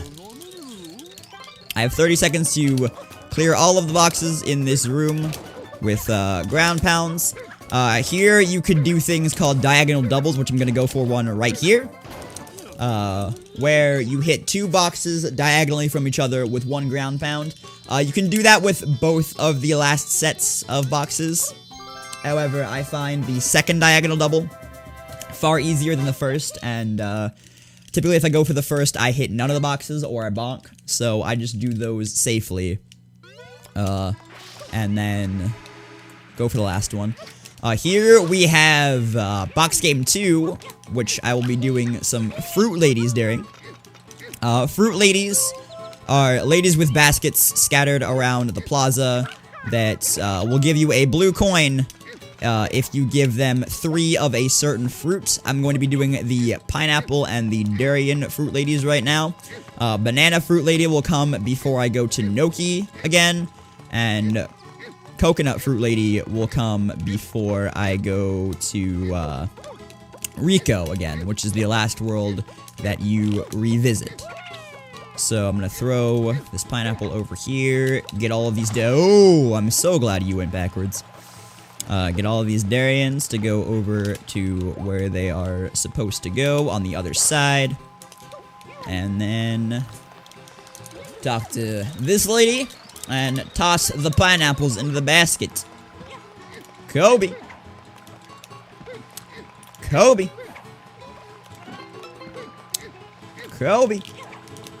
Missed the first one because it landed on the edge. So we'll just put that in right now. There we go. Then talk to the lady. Head over here. Pretty good durian placements. Ideally, I'd want them all to end up where this first one is. But it's not too huge a deal if they don't. So we're just going to kick all of these durians into this basket. So far, we have played basketball and soccer. Those are the only 2 I can really equate to sports. Because the other 2, you just kind of put them in a basket that's on the ground. And then we have box game 2 here. Which is pretty much the same thing, only the boxes are stacked on top of each other, rather than laid out all across the floor. And there you go. 1949 and 1825. Not terrible box game 1 and 2 times. There is a box game 3. However, it does not net you a shine or a blue coin or anything that we find useful to the 120 shines run, so we don't do it, which is another thing that causes ambiguity between calling a 120 shines a 100% category, which is why we stick with the name 120 shines. So here, I'm going to be coming over here and spraying this gold bird. You've seen me spray bluebirds or eat bluebirds in the past that have given me blue coins. Yellow birds give you, or gold birds, give you shine sprites. Green birds give you normal coins. Luckily, there is no 100 coin route in this game that requires you to get coins from green birds, so we're safe from having to do any of that, but blue birds and yellow birds are mandatory. And there's only 2 yellow birds in the game. There is 1 red bird, and we named that bird Sam, after my good buddy Mr. Red Falcon Games. But we're not going to get to him for quite a while, so we'll hold off on the Sam talk for a little bit. Alright, and here we have another instance, like I said, of water sliding being faster than using the turbo nozzle. Because if I had used the turbo nozzle to get over here, I would not have gotten this guy where I started spraying him. So, hover sliding is definitely faster than the turbo nozzle. However, turbo nozzle does allow you to jump further out of it. So, that is why you would use the turbo nozzle here rather than water sliding, because you can't jump like this out of water slide. There's another instance later where we will be using the turbo nozzle rather than water sliding. And that would be because we are on water, so you can't obviously water slide while in the water. Alright, remember how I said Rico 3 was the second hardest shine in the game? This is the most difficult shine in this game. It is frame perfect. Breaking this wall is frame perfect. Boom, we got it! We're in there, dude, we're in there. The hardest trick in the game. And we made it through it. Alright, nothing can kill this run now. We've made it through the hardest part. Alright. Next up is some more Delfino shines utilizing the rocket nozzle. And coming up here, you will see the first instance of rocket storage. Oh my god, this bell. You will see the first instance of rocket storage, which is where if you are on the ground and holding L while firing off a rocket, like so, you store the momentum, the upward momentum of the rocket, and once you sidestep off of a ledge, it will send you soaring up into the air, giving you some added height. It's a little bit more complicated than that. If you are curious, there are tutorials out there made by both myself and a runner by the name of Dutch J that detail exactly what rocket storage or rocket buffers are, how they work, and how to do them. Here you just see me killing Dwayne The Rock Johnson to get a shine sprite. Sorry, Dwayne, you gotta go. And then ground pounding into the shine in order to fall faster, like I said earlier. Over here's the shine gate, which has probably my favorite movement out of the Delfino shines to do, because you utilize the momentum and channel it into a rocket here. Pick it up here. And then you can store a rocket here to get to this shine. However, aiming it is kind of inconsistent, so I like to just jump back and then do 2 rockets rather than set up the rocket buffer and possibly miss the shine. It's a little bit safer to do, in my opinion. Next up, we have the shine on the beach. We're almost done with Delfino shines before heading back into, oops, I held R down too long. We're almost done with Delfino shines before heading back into Gelato Beach. So, here is just spraying this shine sprite on the sand and causing this shine sprite to appear over here, and then just doing some platforming to get to it. And then up next is the infamous pachinko machine, which has caused a lot of people a lot of stress over the years. And when we speedrun, we make it look way easier than the developers probably intended this to ever be. So here we go, and here's the instance, like I said, where I'm going to be using a ground pound to get a little bit more height, or I could press L too soon. I'm going to be using a ground pound to get a little bit more height to get into the portal there. And then here we go with the pachinko shine.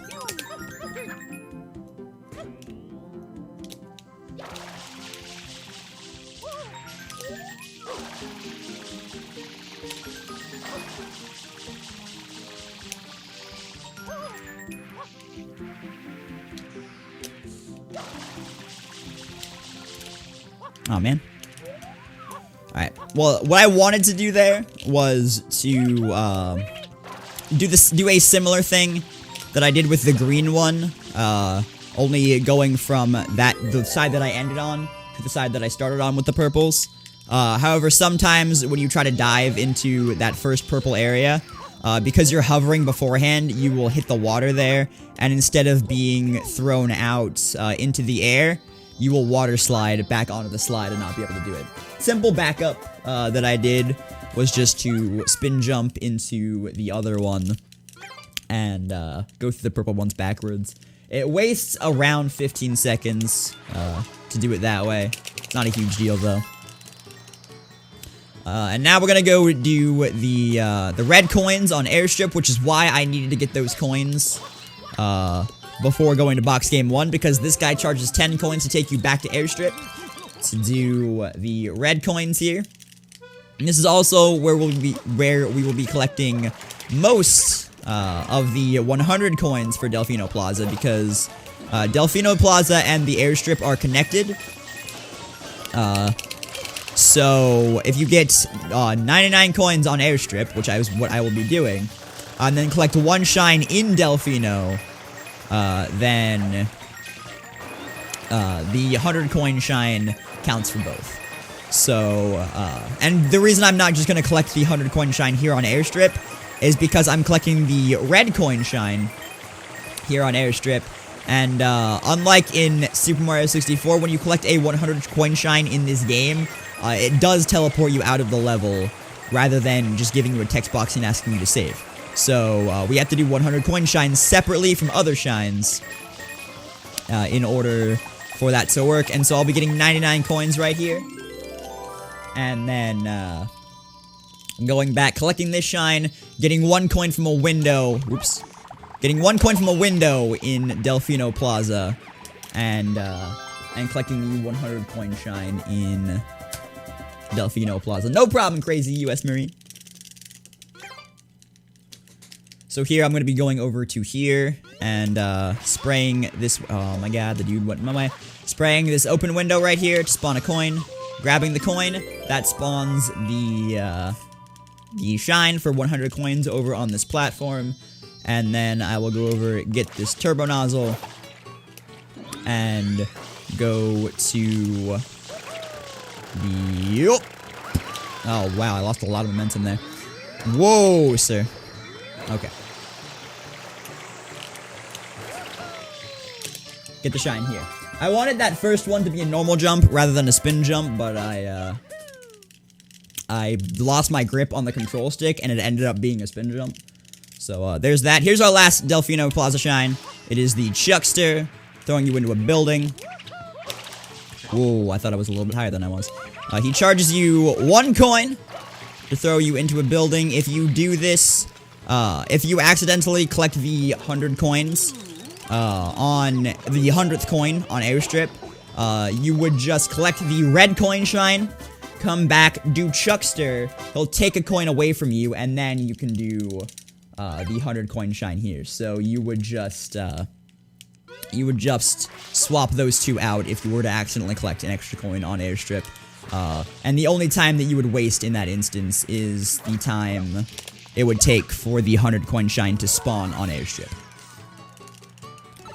So here we go, back into Gelato. Like I said, since we did Gelato Skip, we can do Gelato in any order. So we're gonna do Gelato 3, Gelato 3 hundreds, Gelato 4, Gelato 6 secret, Gelato 6,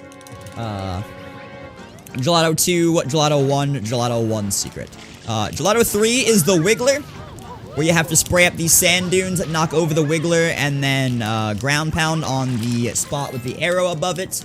I'm going to be collecting this blue coin in the midst of this fight. Real quick. And then I'll come back after I collect this blue coin and finish up the fight. Use the same dune for the first 2 hits. This one. And you want to get that there early so that he just runs right into it and doesn't move too far forward after hitting it. Because if he moves too far forward after hitting it, he will not move over backwards like I hope he's going to. He looks a little bit too far forward to do that here. Yeah, no. He will not move over there, and you'll not be able to hit him here. Which is the fastest way to get the 3rd hit. And then you go back over to where you got the 3rd hit. And that's where the shine spawns. I think I'm a little bit back too far to grab the shine here, though. Yeah, back too far. Close, though. And that would be the Wiggler. And here is our first instance of a 100 coin shine. It's Gelato Hundreds. And Gelato Hundreds isn't the most fun 100 coin shine. There is a part at the end that typically gives me a little bit of trouble where I have to walk on some tight ropes. So if I fall there, just chalk it up to those tight ropes are just really bad. And also, during most 100 coin shines, they require quite a lot of focus in order to do quickly, so I'm probably not going to be talking throughout most of the 100 coin shines, like right now.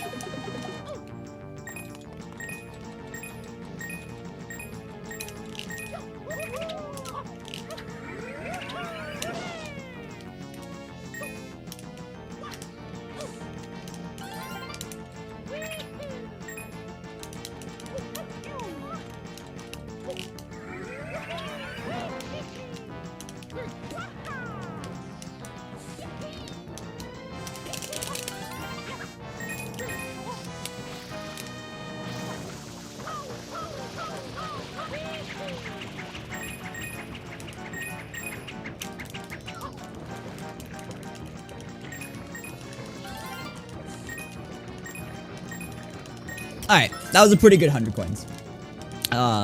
Typically, I want the segment timer to be at around a 320 when I get done with that. And I know you guys can't see it, but my segment timer after I collected that last coin was at a 324, which means this was a pretty good to pretty average, gelato hundreds for me.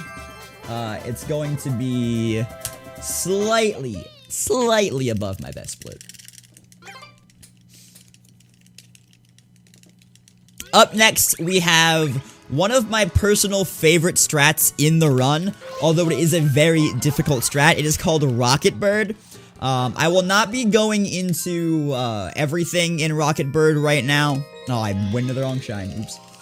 I will not be going into everything in Rocket Bird right now, just because I need to focus immensely on getting it right.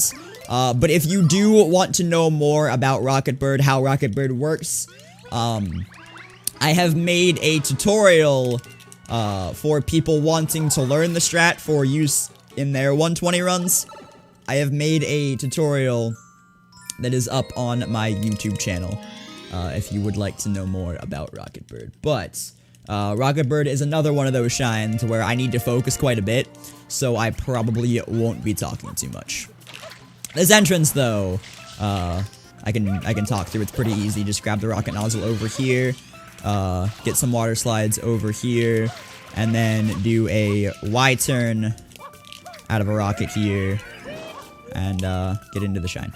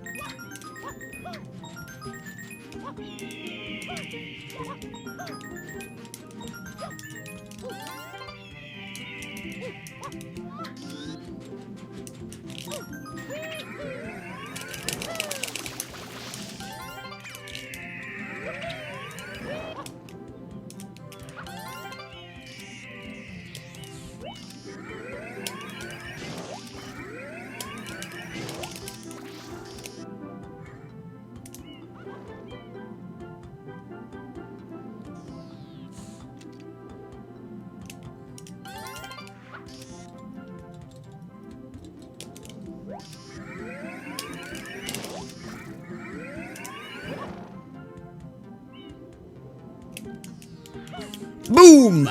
There you go. There's Rocket Bird. And that strat saves around, I would say, 25 to 30 seconds.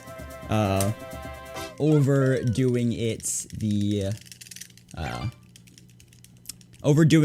without the rocket nozzle and just waiting for the bird to fly all the way up.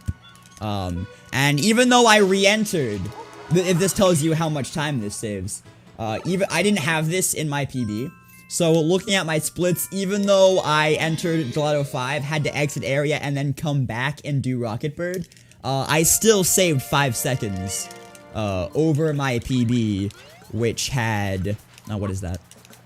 Which had a good normal bird. That is a coconut, which is interesting. RNG for this one. This is the Gelato 6 secrets. If you notice when I was doing the 100 coins... there was a little bit of a thing that when I went into the alcove at the top of the level, there was a little bit of a, like a spark that appeared when I rocketed up onto the mirror. And, that is the shine that we're going to be getting now. It is the secret shine for this level. Every level, has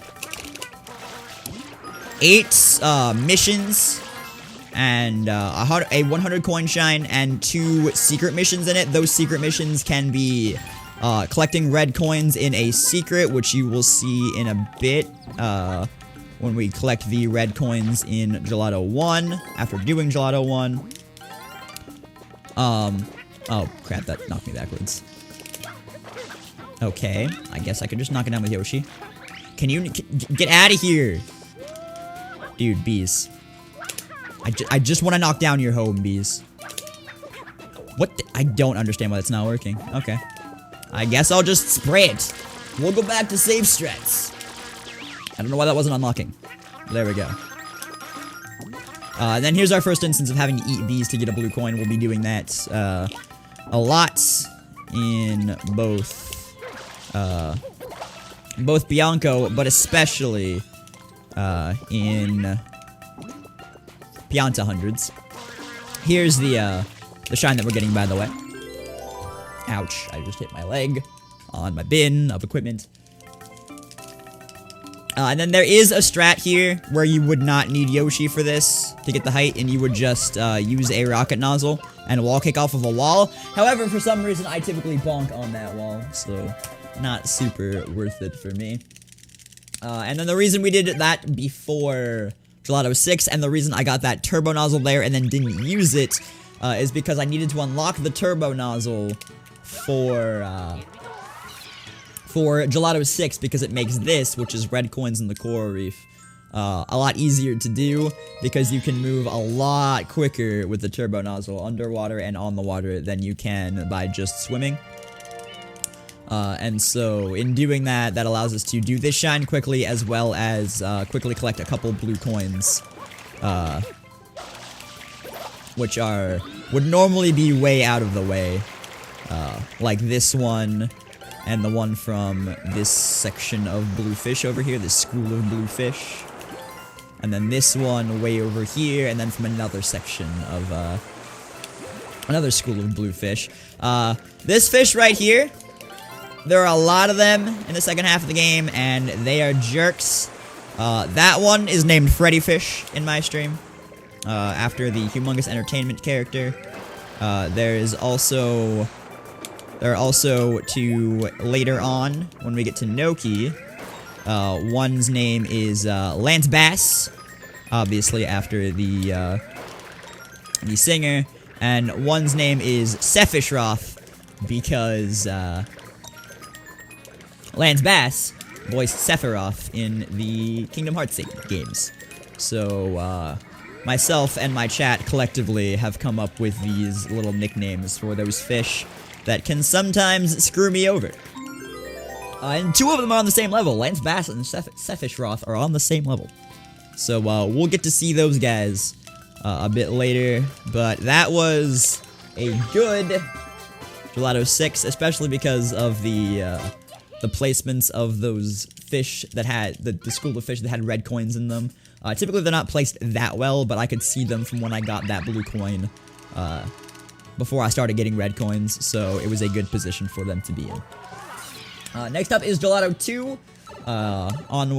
during which we have to clean off some Plungelos, cousins of the Cataquacks that are scattered throughout the rest of this level, from these mirrors.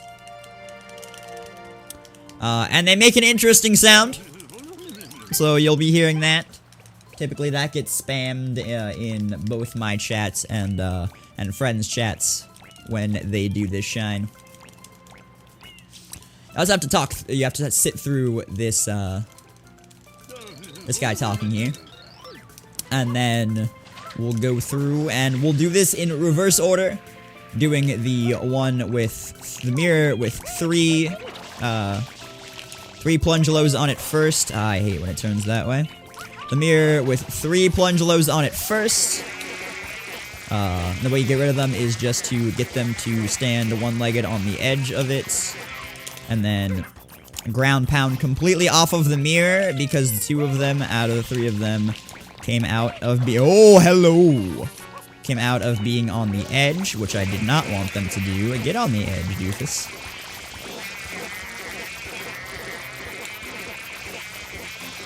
No, get back on the edge, dude. I did it a second time. Dang it. Alright, depth perception is not my friend right now. Why? Alright. Well, this is a bad shine. And by bad shine, I don't mean a bad, like, level in general. I mean, I'm doing terribly on this. Get to the edge. Get to the edge.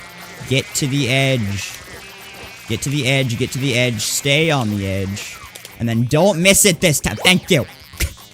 Good lord. Alright.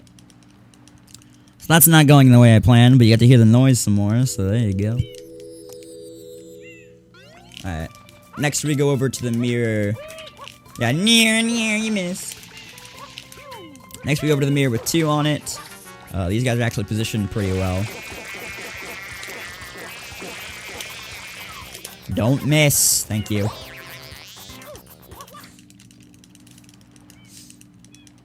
And then we come over to the mirror with 1 on it. Oh, I'm in this tree. Hello. I'd like to be in this tree so I can get over here. Alright. Easiest one. Let him off. And typically, you want to store a little bit of momentum after getting this last one, because once you get the one with 1, the mirror with 1 Plungelo on it, when it respawns you, it will typically place you on top of a tree. However, if you have a little bit of momentum before the cutscene starts, you will fall out of the tree and be able to be on the ground there, which saves a little bit of time. And then right there, I did another text box skip with that blue coin during the shine animation. We're almost done in Gelato. Gelato is a pretty long, pretty tedious level, but we're almost done here. We just have Gelato 1 and Gelato 1 Reds to do. In Gelato 1, we're going to be collecting 1 last blue coin in Gelato Beach before finishing it up. And then Gelato 1 Reds is just doing the same thing, only collecting red coins within the secret. I will be re-entering every single secret level that I have entered to do red coins again at some point in the second half of this run. So, see this Cataquack that is a different color than all the rest of them? He is red, everyone else is blue. That is to indicate that he has a blue coin within him, and that you're supposed to spray him, get the blue coin, and then go on your merry way into this sandcastle, which somehow magically teleports you into this secret level. And then the secret levels, pretty par for the course as far as secret levels go. The sand blocks just disappear out from under you. Got to do some dives and rollouts to get to the end of it. And then you have this giant sandcastle at the end, like this, that you pretty much just spin jump and side flip up to get here. And then we're gonna have to go back into that secret level to get the reds here. A red Cataquack? Samaquack. No. No, because it's a Cataquack. It's not a falcon. It's not a bird. Cataquacks are not birds. Sam is a bird. You can't call that Cataquack Sam. Alright, so we're going back. So we're going back into 1 to finish up Gelato, get the red coins here. And then we're going to do another Delfino Shine before heading back to Bianco Hills. And Bianco Hills is home to the longest 100 coin mission in the game. Most red coin missions take 3 to 4 minutes. That one ends up taking, at best, like 5.5. So we'll see how that one goes. Alright. I would say this is probably the easiest out of all of the red coin secrets, because aside from going to whoa, that was weird. Aside from going onto a sand place that you've already walked on, when the sand block is not there, there isn't a whole lot in this secret that can kill you, which is why I say this is one of the easier ones, because you just got to do that. And then we head on over to the Shine Sprite, and we are done in Gelato Beach. 68 shines, 139 blue coins. We are good, and we're moving on to the beach pipe.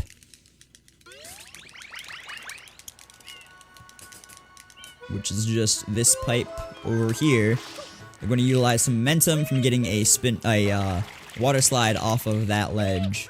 To skip one of the platforms before it, dive into this, and then we're gonna skip over half of this slide by doing a little hover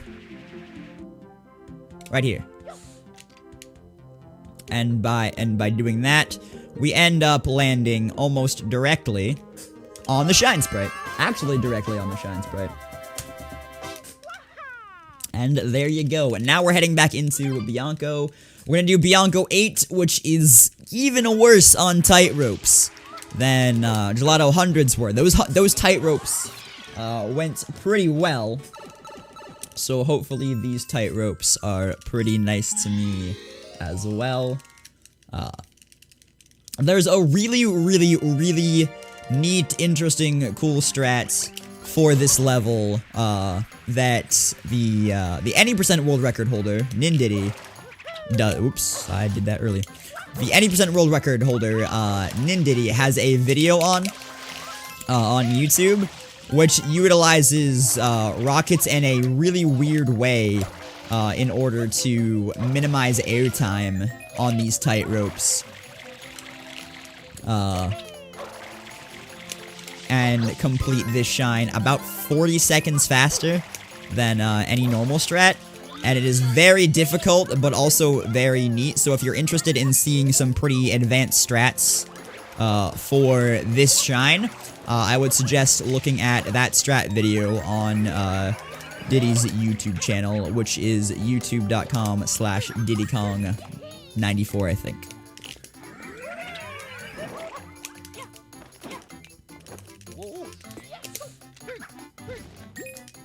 Oops. If you just look up Nindiddy on YouTube, Nindiddeh, you should find his YouTube channel without... Oh, sorry, it's DiddyKong14. You should find his YouTube channel if you just look up Nindiddy on YouTube, though.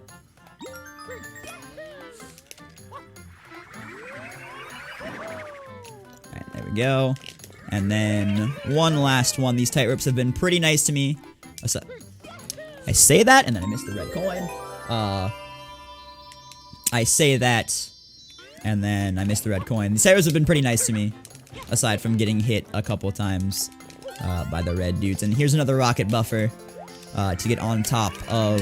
Oh, that was a tiny buffer. I'll have to do a different rocket buffer over here. Get up there now.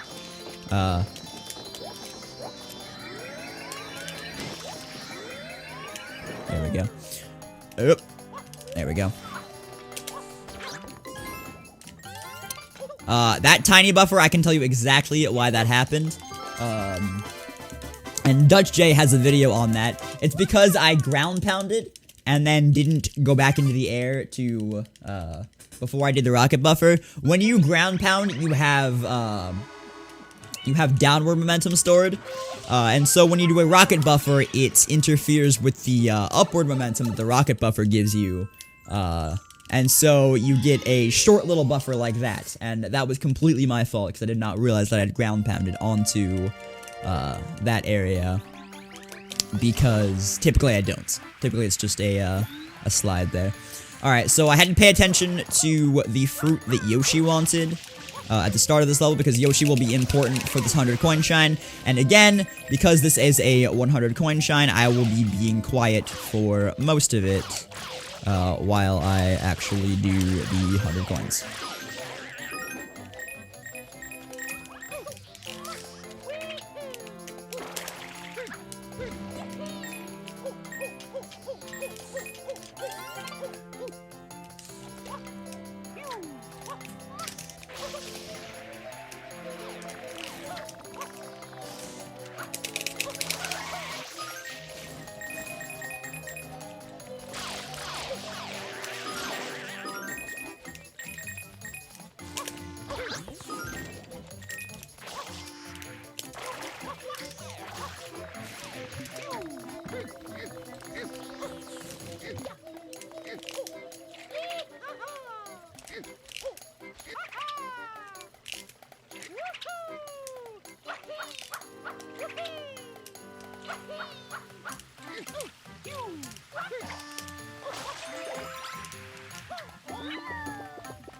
Kobe.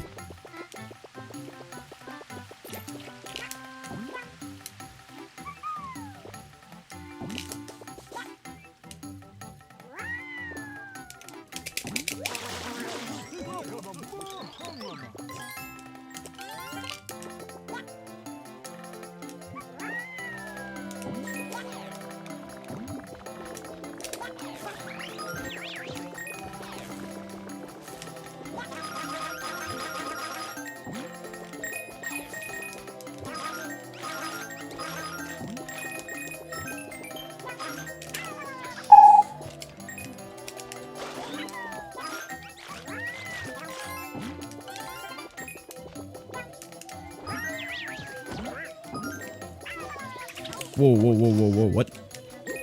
Okay.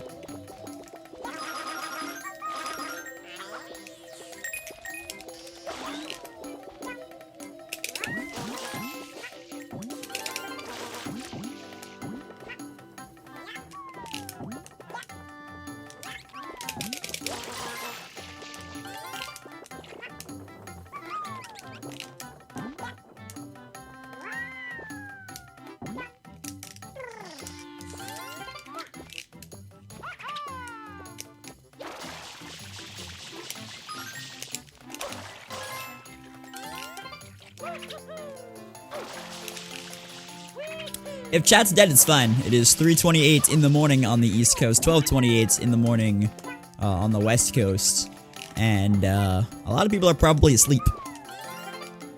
This is the time that I normally stream, so I know how chill and how laid back chat can be at this hour. So it is cool.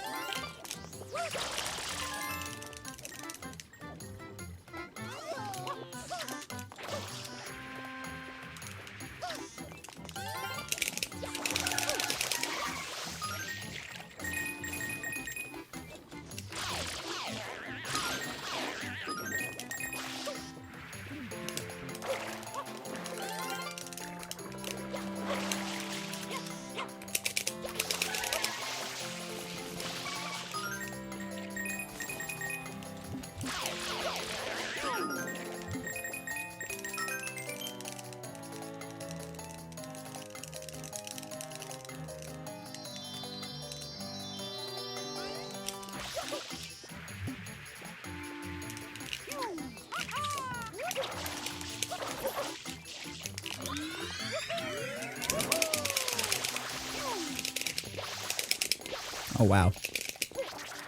Oh, dude, that bird juked the crap out of me.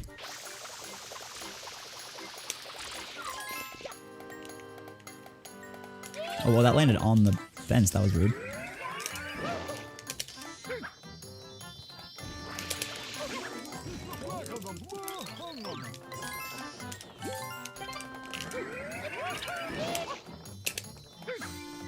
Alright, 5:45 is a pretty decent time for that.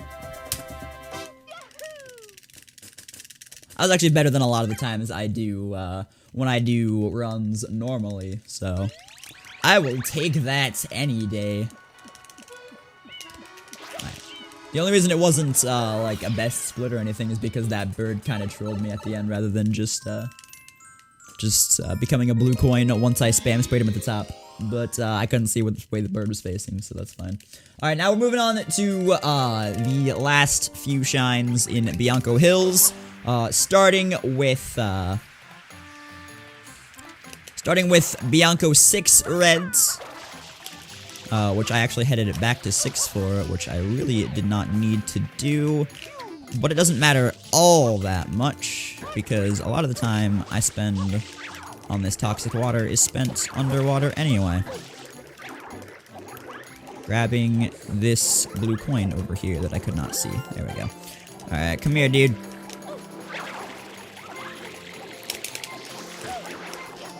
Alright.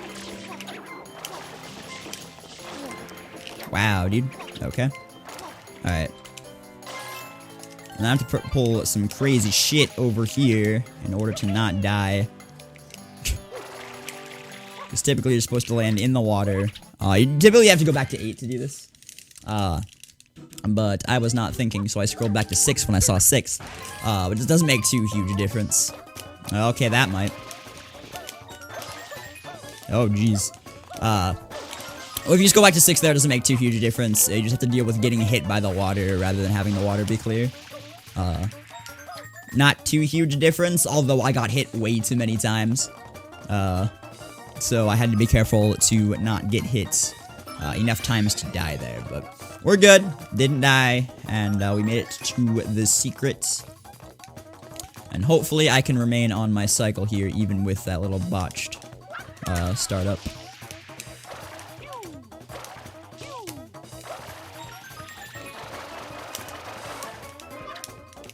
Oh, jeez. Meant to grab this right here. So I'm a little bit behind my typical cycle, but that just gives me a platform to land on after this jump, so... not a huge deal. This run has been full of, minor time losses, major time saves, minor time losses, minor time saves, major time losses.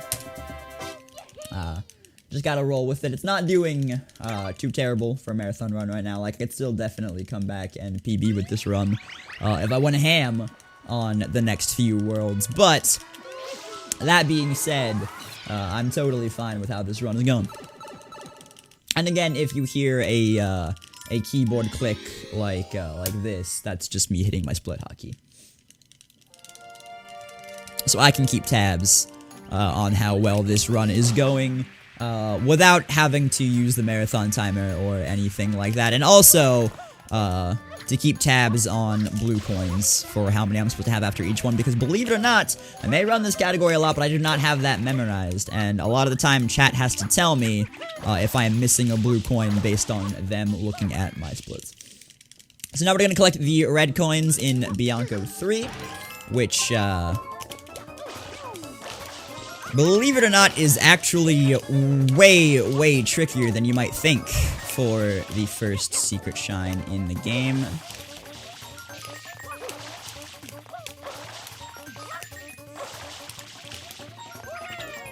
Which is why I did not say that this one was the easiest, but rather Gelato 1 being the easiest for these red coins.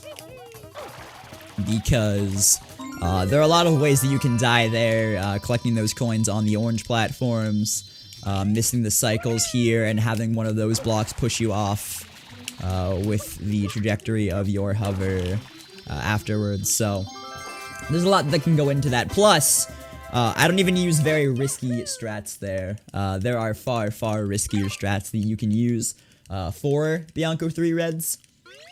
To get, I believe, a 37 on the IL timer at the bottom, rather than around a 30.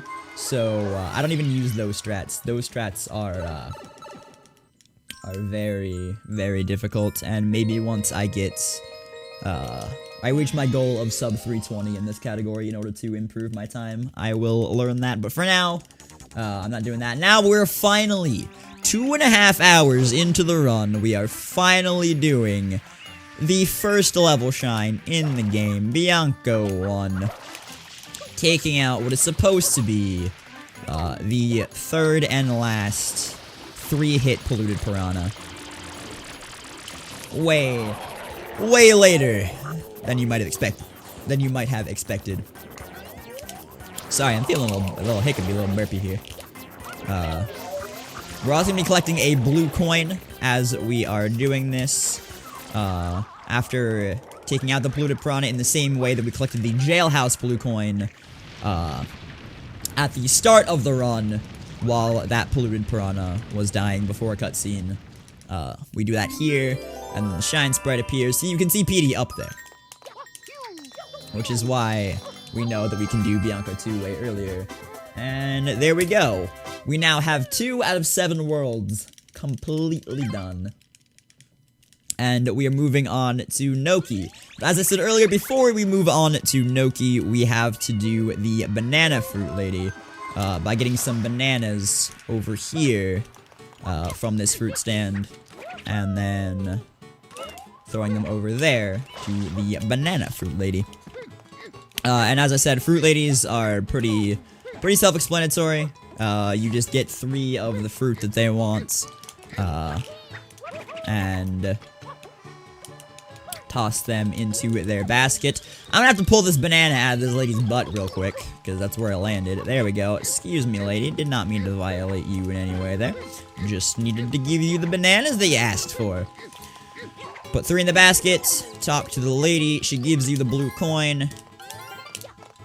And we can miss a hover slide. and move on to Noki, back into my favorite level in the game. Here is where we are going to meet the two fish from earlier. We're going to meet Lance Bass first, and then we're going to meet Sephiroth. Real quick, since I'm already probably not going to PB with this run, I'm going to show off a little clip that you can do here. I'm not going to finish the clip, but if you do this, you can fall into this water here, and then that allows you to, at certain points, walk below the surface, and the top level strat to get this blue coin and then head into the eel's lair to get the red coin fish is to do that and come up at a point where you can get this blue coin and then do some momentum spin jump wall kicks up into the loading zone. Oh, here he is. Oh, he's gonna get me. He got me. Oh, he got me. Dang it, Lance Bass. However, whenever I've tried to do that, I've always either gone to the bottom of the level and soft locked, or fallen too low to get the blue coin. So that strat is not super worth it for me. But I just wanted to show off that clip. Here, I'm going to be collecting 4 blue coins before getting the red coin fish, because this is the only other time you can collect them besides in eel, and it's slower to collect them in eel. But this is hands down the best music in this game, so for the rest of this, I'm gonna be quiet.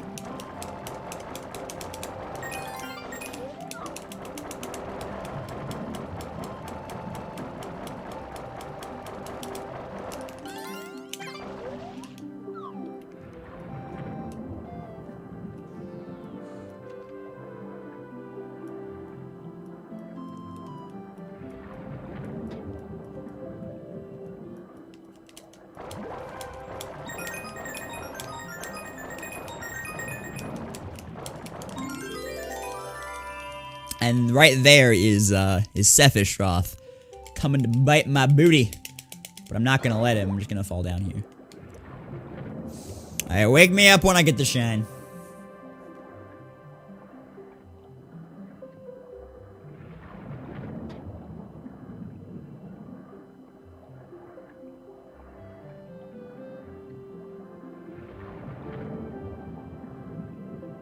Time to get the shine yet? Yes. Alright, there we go. Noki eat.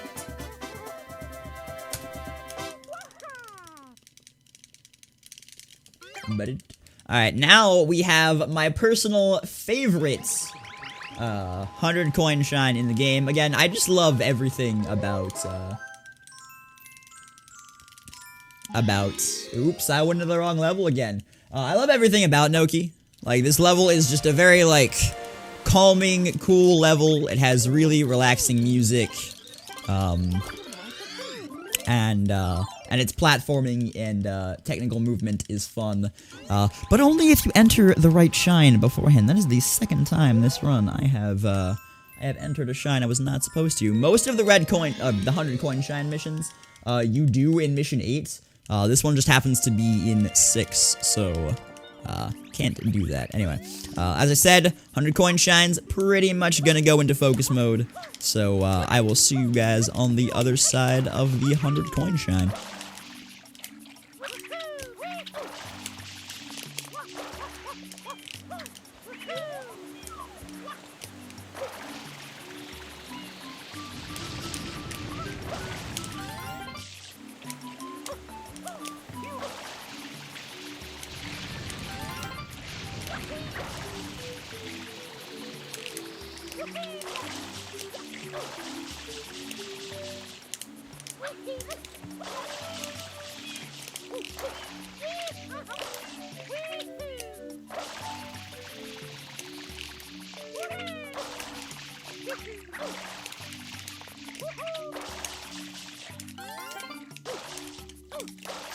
Another reason that I like Noki is Noki has very, very little RNG. It's pretty much all skill. Oh, whoa, where am I going here, man? Nice, nice direction on that rocket jump.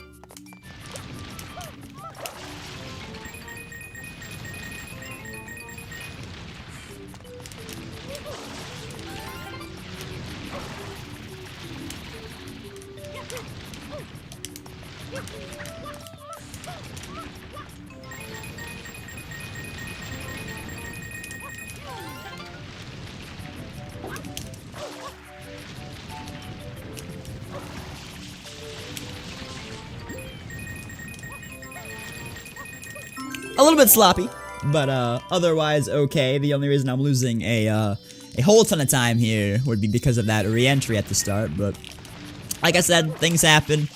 Marathon run, bit of nerves. Can happen. And then here, hopefully I don't fall through this onion. Alright, we're good. Whoop. There we go. Also, I know it's a seashell, but obviously it looks quite a bit like an onion. And sometimes you can clip through that when trying to dive onto it at the end, which has happened to me many times. And so a joke in my chat is that I'll fall through the onion, and the onion will make me cry. Good thing that didn't happen this time. Okay. So next up is Noki 6 Reds. Again, Noki 6, even with the reds, very technical shine. Even the movement getting to it. So there's that, although for these reds, I don't feel like they're too terribly technical enough for me to not be able to talk through them. So here we go. It's gonna start off the same way, and then once I get to the button, we're gonna jump on the tightrope and all that kind of stuff. So here we go, starting off the same way. Once I get over here, I actually do a spin jump dive onto this button, and then we start it off. I would rank this 100 coin, no, not 100 coin, red coin secrets towards one of the more difficult ones, just to do well. Because for diving and then rolling out, you can dive and roll out directly off of that ledge. You have a nice spin jump Y-turn there.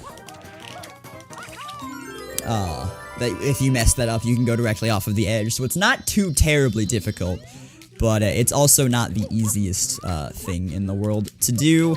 And then you also have to deal with those pegs at the end, almost making you fall off. So, that could be bad, but that was another best split. So both times I have been in Noki 6 today, have been best splits. So I cannot complain about that at all. Alright, next up, we've got Noki 2. Going back to Noki 2 for the bird. One of the other two gold bird. That made sense. The other gold bird from, that I mentioned, whoa, okay, that I mentioned way back when we were doing Delfino stuff. This is the other gold bird. Oops. You would get him up here, and, I'll have to look at the route, because I'm not sure why we do this in 2. I'm not sure if the bird just isn't there in other shines, but, yeah. Was that a pupper? Oh, no. That... Are my split sounds coming through, too? Because those are supposed to be muted as well. Yeah, okay. That was my good friend Raisefire getting startled at a car horn being honked outside of his apartment like a year and a half ago. That is the sound that my splits make for best splits. And I don't know why noises, like different noises are coming through. Because my alert's apparently coming through as well as my split sounds when I don't have my alerts in the OBS scene. And I just double checked, live split is muted. So I'm not sure why that's coming through. But I went ahead and muted and unmuted and remuted live split. It might have happened when I switched headphones. Oh, that's not a good angle. Can you hear the reset sound at the end? I'd rather not, considering that this is a marathon run for a charity, and my reset sound has my best friend saying a bunch of expletives, so I'd rather not do that. Just saying. Whoa, where am I going? Forgetting what I'm supposed to do. There we go. Thanks for the good luck, Suicide. Alright. So there is another instance of rocket buffers to get a Shine Sprite at the top of Pianta 8. And up next we have Pianta 8, which will utilize a double rocket buffer at the end, which I hope does not mess up, because I had a really good run a couple weeks ago. Oops, go back. I had a really good run a couple weeks ago that was around 317 pace at this point in the run. Die here because for whatever reason my rocket buffers would not get stored. I did not mean to do that. Because for whatever reason my buffers would not get stored. And so hopefully that same thing does not happen here. Can I get the spin jumps? Thank you. That was another momentum spin jump, albeit a minor one that was used for height rather than distance. Knock on wood that the rocket buffers don't screw me over out of here. Here we can get all of one row of these boxes, apparently. Man, things are just not going well at the end of this run. There you're supposed to be able to hit all of those boxes there in a massive crash and get the red coin there, but I was not lined up properly, apparently. Hello? Alright, angles are not going well. Spin jumps are not going well. Alright, there we go. And this is why I accidentally jumped off of this platform here earlier, is because when you do this one, you are supposed to jump off of it. Hello? I was not. Okay, then. Please do not make a donation incentives to hear my reset sound. I am not going to budge on that one. I would rather not have... Even if I have let a couple slip, which I'm fully aware of, and I've been watching myself ever since, in this marathon run, a few expletives slip, I'd rather not intentionally have a giant chain of them, at the end of the run. So... yeah.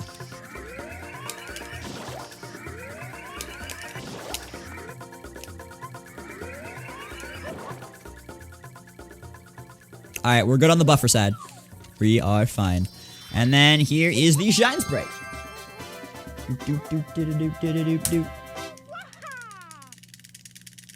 Exactly, I'm sure you can think of a more positive reason to donate, like actually wanting to support the charity.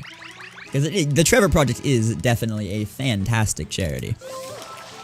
Alright, up next is Pianta 5, where, like I said, we will be seeing the return of the bees.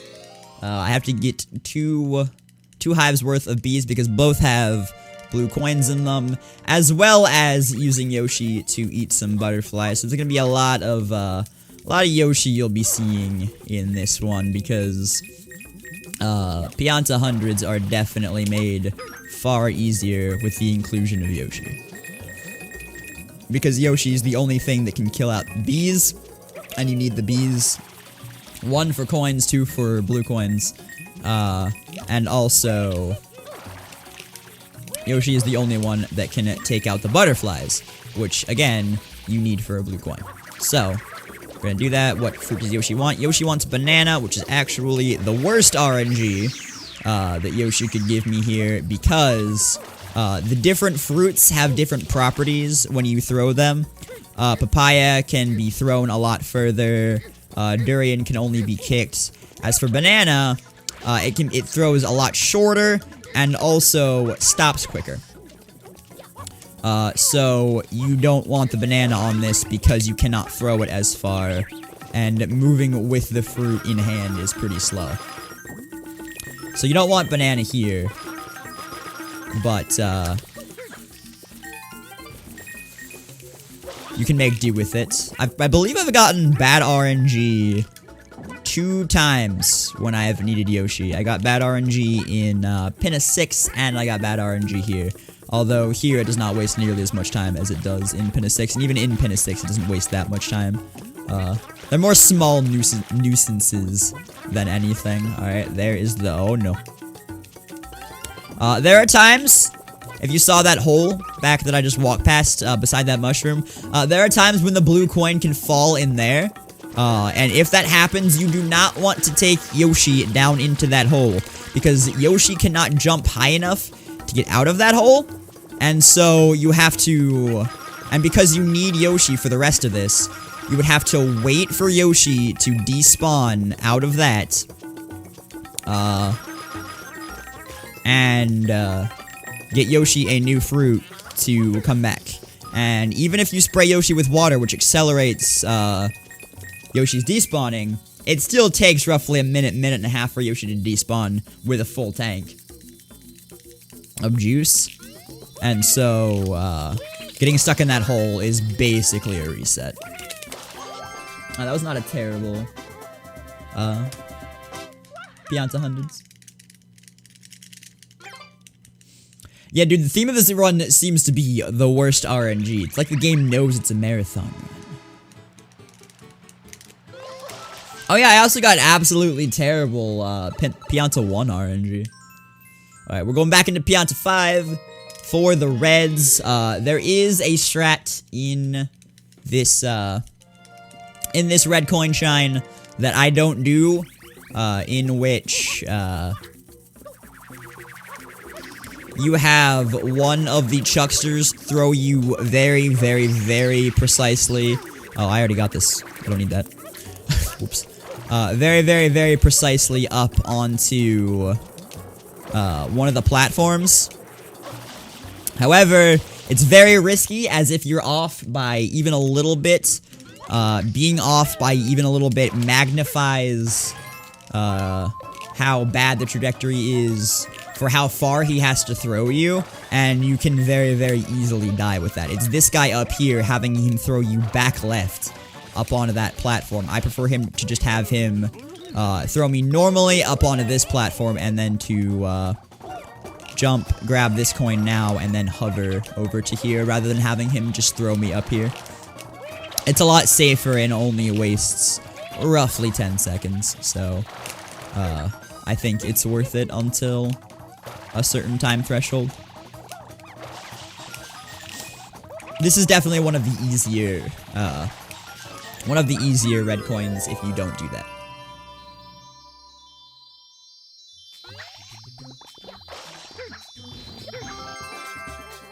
Sorry, I had to mute the mic there so I could cough. Did not want to cough into the mic. Alright.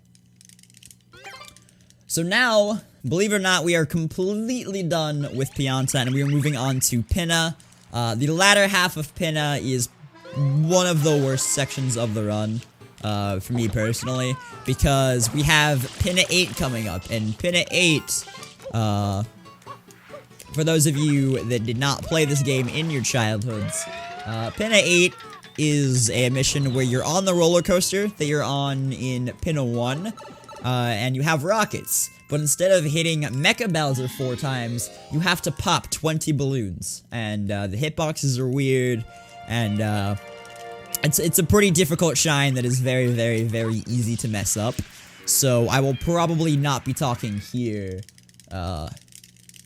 in place of not talking during the hundreds of this level, because the hundreds of this level do not require focus. It is just spraying the beach a bunch of times and killing some enemies. However, here, I definitely would need to focus in order to get this one cycle, so here we go.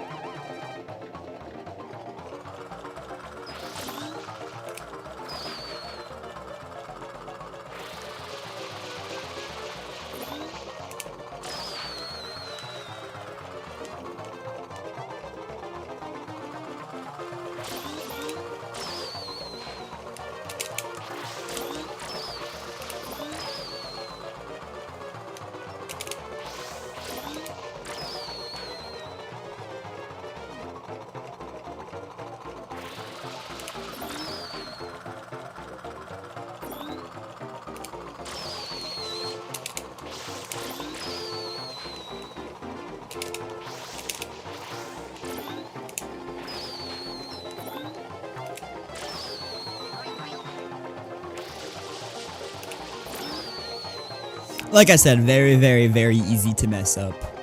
In hitting the rail with the 1, I had to use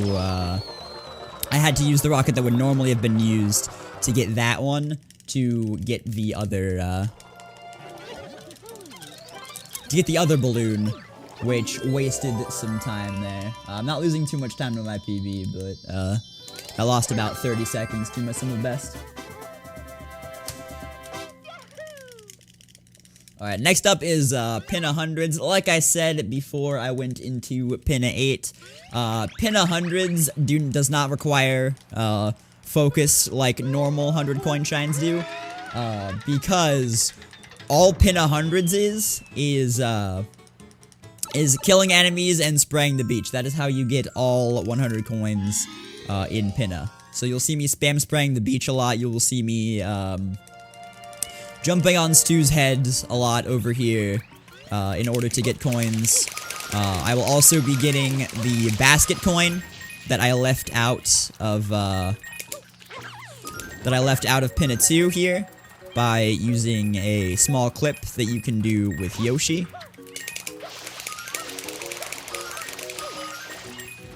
So that will be at the end here. But this is most of what this 100 coin shine is. Yoshi wants a papaya, which is good, because I unlocked one back here. Yoshi can want any fruits that is on this beach, and there is a map. They're not in random locations each time. There is a map of where all of the fruit is on this beach that exists. And that is super useful when doing EYG, because Yoshi is required for EYG in any percent. And you need 2 specific fruits for EYG. And then there will also be me getting a couple blue coins here as well, utilizing these shine sprites on the ground. And also a couple of butterflies a bit later. So there's these. And I gotta spray this thing. Another 5. And then butterfly right here if Yoshi wants to eat it. That would be great, Yoshi. Yoshi, eat the butterfly, please. Thank you. That's all I wanted from you, little guy. Alright, then eat this one. Thank you. Alright, then I need 9 more coins from here. Alright. Get this one. And then we can get the rest of our coins from here. Get it?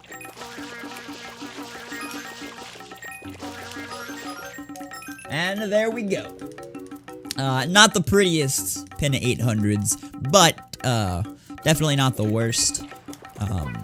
My gold split actually gets this coin earlier, so it's a bit better than I can do if I do get that coin, but that was still not bad.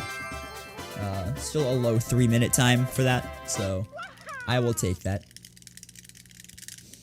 Up next is pin 6 reds. There's a pretty interesting strat for this that I'm going to be doing. I'm collecting a couple blue coins before taking Yoshi over to the Yoshi go round in order to finish up the secrets and get the red coins. But the strat in the within the secret itself for the red coins is pretty interesting and also pretty difficult. So we will see if I can get that. But as you can see, I have more than enough lives to try it and die a time or two beforehand. Alright, what fruit does Yoshi want? Bananas. I can do bananas for this one. I would have rather had banana RNG on the first one, but... Okay, that was weird. But bananas still aren't bad for this one. Optimal RNG for this one would have been papaya. Because 1, it turns Yoshi orange, which is needed to get into the secret, and 2, it is directly beside Yoshi right there, so Yeah.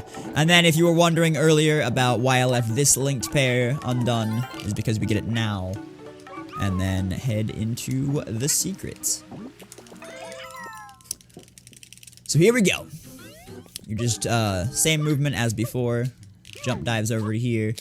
Hit the red button, and then I'm gonna focus.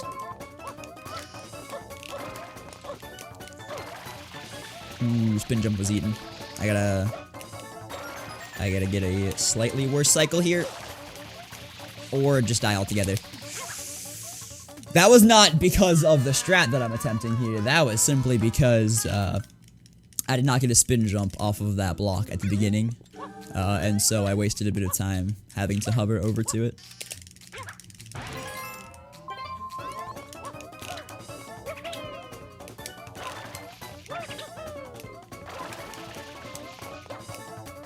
I'll do the same thing here, so I'm just gonna do this instead. Alright. The beginning of this strat is not to the part that I'm talking about. It's this part.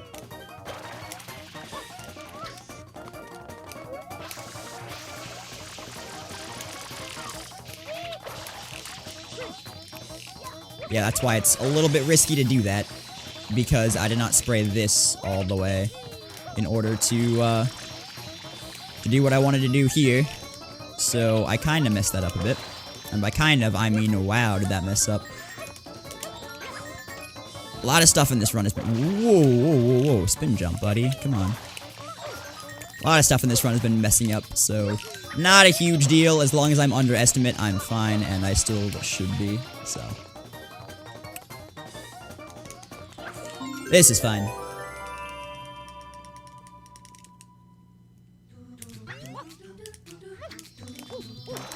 There we go. Alright. Pinna 2 reds, not nearly as difficult or as risky a strat as Pinna 6 reds. You just have to watch out for platforms disappearing beneath you, but because I don't have to get blue coins anymore, you can see the any percent strat for mole skip, which is a lot faster and a lot more consistent than the 120 strats, in my opinion, because here you're just going directly from a water slide into a rollout into a spin jump dive into the mole, whereas there you have to time it with when he throws it. So here, you just roll out at the edge of this screen, spin jump here, hold back, and then get hit.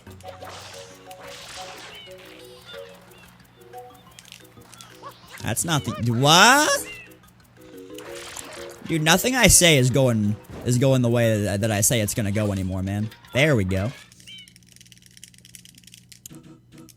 Nothing I'm saying is going the way that it's supposed to. I think it's because I'm saying it, the game's just like, oh, you wanted to do this thing? No. Sorry. Exactly. Didn't I just say that this one's not as difficult? You just gotta wait for watch out for the platforms, and then I miss a coin.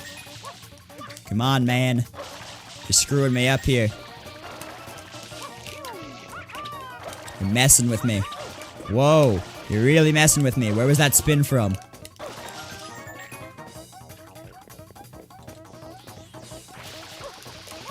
Alright.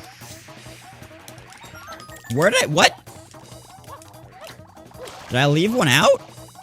Did I not...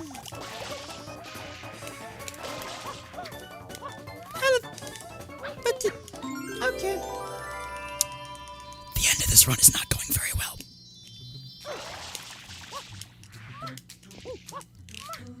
Let's try that again.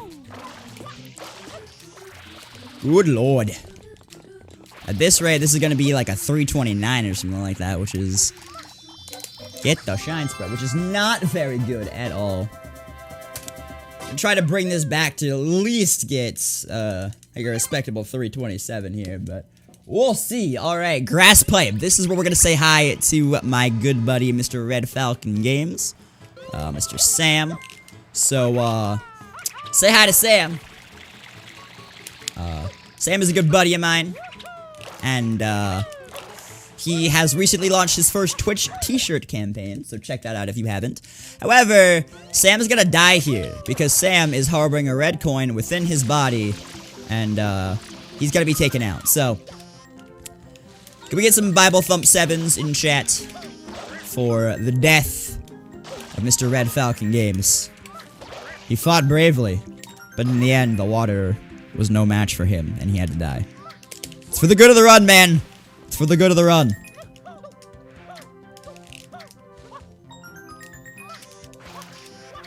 Oh, oops. Wrong dude. What? Water? Thank you.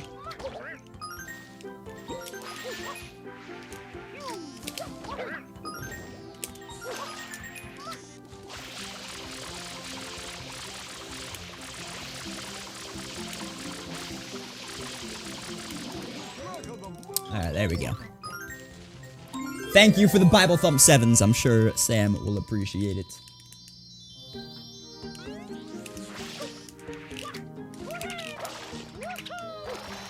Alright, there we go. Now we only have 2 more worlds left in the game. We've got Serena, which we're headed to right now, and then we've got Rico, and then we can finish up the game. So Serena is a pretty technical level in the same vein as Noki with navigating throughout the hotel, and you will see that both in Serena 8 here, which is getting red coins throughout the hotel, and Serena Hundreds, which comes right after it. However, there are some blue coins that we need to grab along the way before we get to before we get inside the hotel. And those will be right here, and there will be 2 more after the fact, once we do hundreds. So right now, we're heading into Serena 8, and once again, I'm going to be quiet because this can be pretty technical.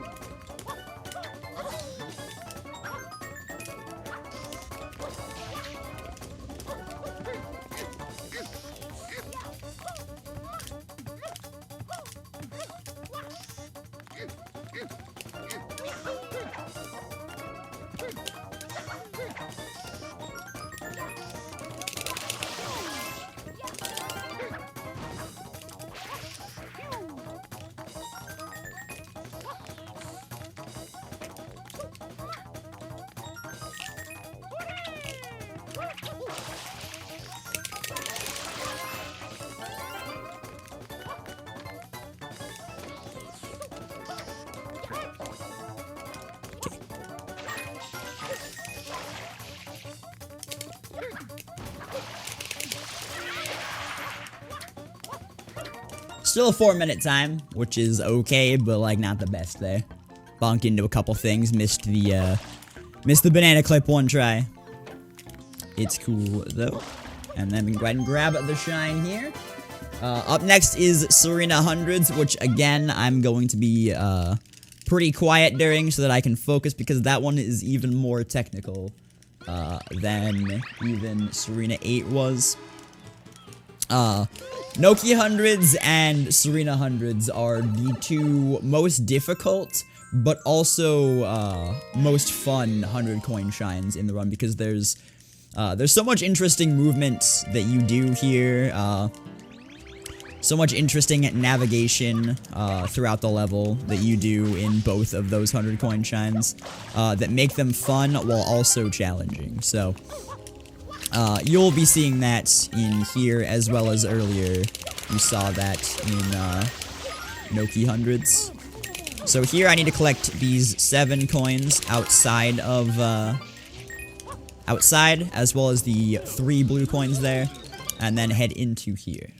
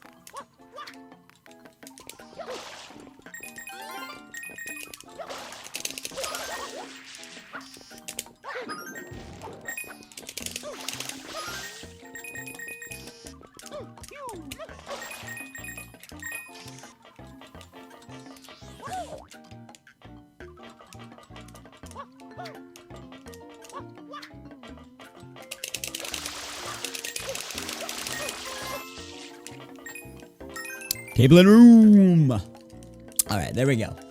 That was Serena Hundos. I still have to get 1 or 2 more blue coins. That's the oh, dude. There's 1. Here's 2. And then I can go down and grab my shine here. That was not a terrible Serena Hundos at all, despite bonking a couple times. That was only a couple seconds off of my best, so that tells me 1, that was pretty good, but 2, that I could definitely get a better best split on Serena 7. Or Serena Hundos. Alright, now we're going back to Serena 4, so if you missed Casino Skip the first time, you get to see it again. In the way that you do it in any percent from the left. Casino Skip from the right is a 120 shines specific thing because of the blue coin that is over on the fountain, or in the fountain. On that side. However, you mostly do it from the left because in every other category, because it's faster.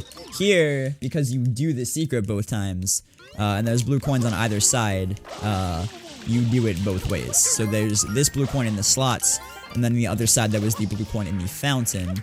But here, if I could please get the buffered spin jump, if not, I'll just do the wall kick.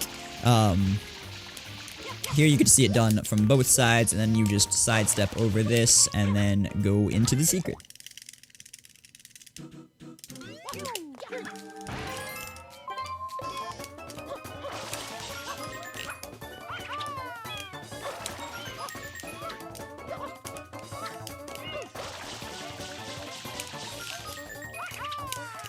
Whoa, don't do that.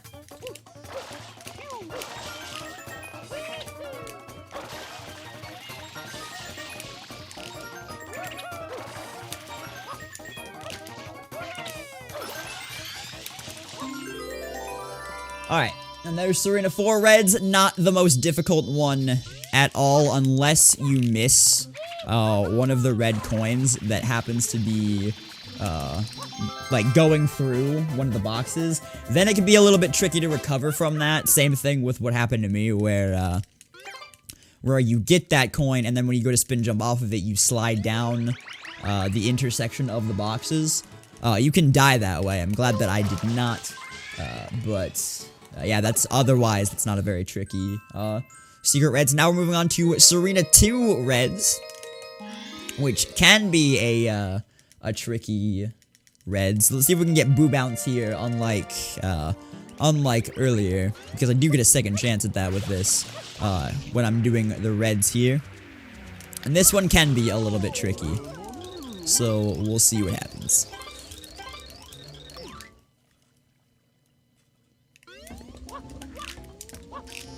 There's Boo Bounce. Not a difficult strat, just a little annoying if you mess it up. Because if you mess that up and fall down, then the boos can be in the way, and they can hit you as you were trying to get up there. Which is one of the reasons why Boo Bounce is a strat. 1, it's fast, but 2, the boos do not typically hit you, and none of the other boos typically hit you on the way up, if you get Boo Bounce.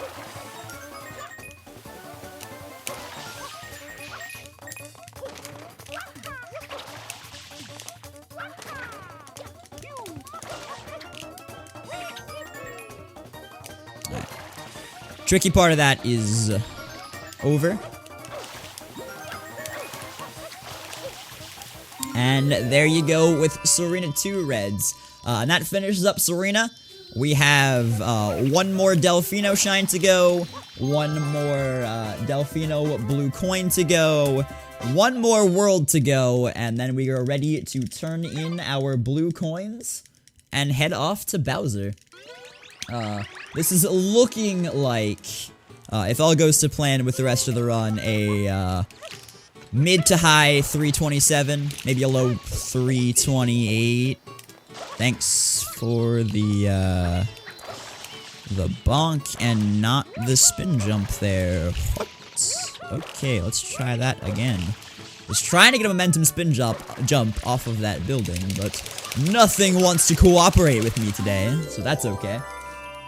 We'll still be underestimate by quite a bit because I don't anticipate making another 2.5 minutes worth of mistakes throughout the rest of this run.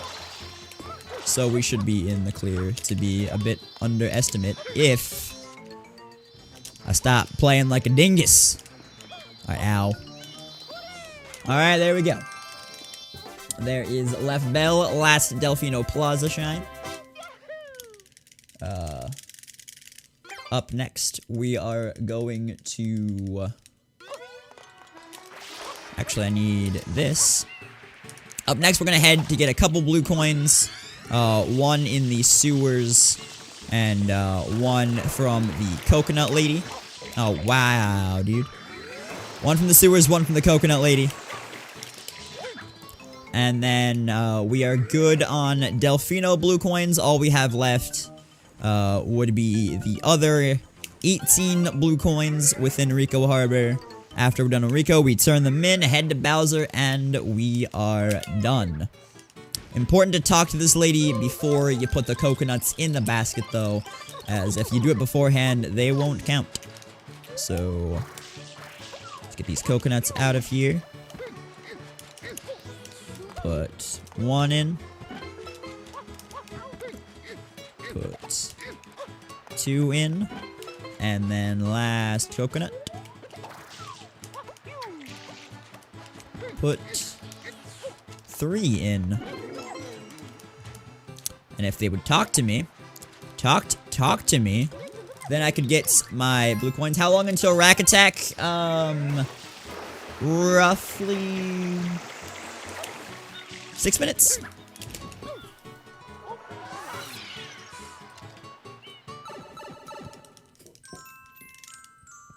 Not long at all.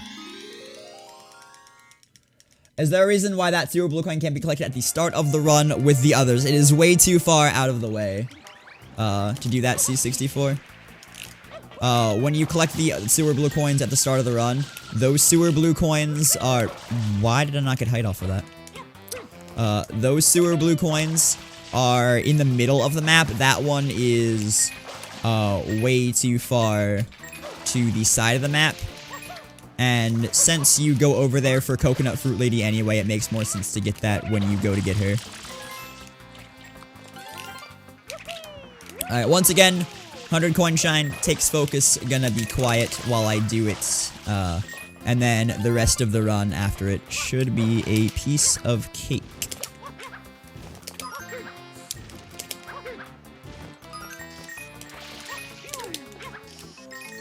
One thing I should explain right here, though, is that if you bonk your head in the sewer and then touch an enemy, like so, Mario has this special property where anytime he touches an enemy, that enemy will die. So, we abuse that here, and we kill 2 spiders and a blooper like that throughout the course of this, this 100 coin shine.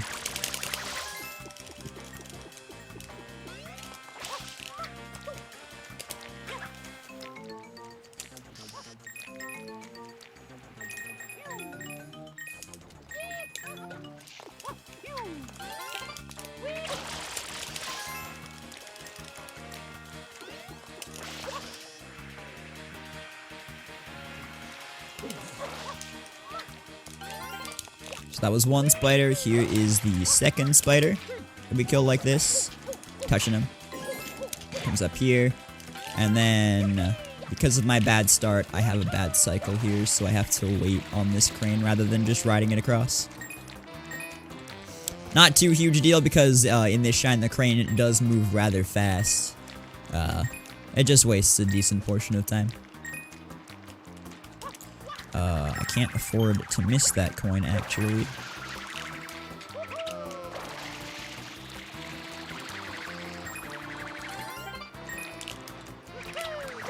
There are certain coins, a certain number of coins, I believe it's 2, if you can afford to miss, in this 100 coin shine, and I believe I've already missed those two, which is why I could not afford to miss that coin and had to go back for it. I might have miscounted though with how many coins I've missed, but we'll see.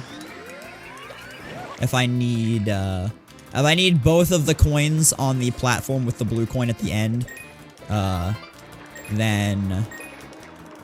I will have counted right. If I don't need any of them, or if I only need one of them, then I counted wrong. And if I need more than one of them, then we have a problem, because I have to go all the way back to the beginning of the level to get another coin.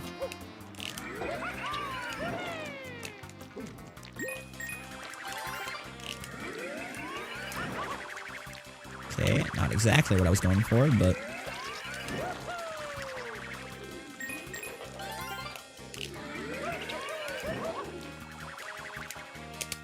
okay.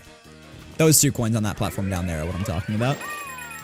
And I only needed one of them, so I could have missed that blue coin, or that coin, but it didn't cost me too much time to go back and get it regardless, so we're good.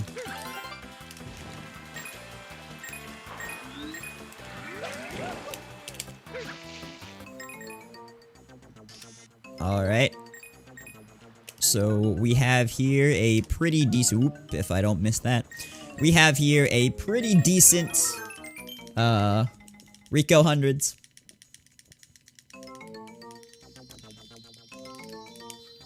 Just gotta collect this one last blue coin right here. Oop, right here. That should be blue coin number 240.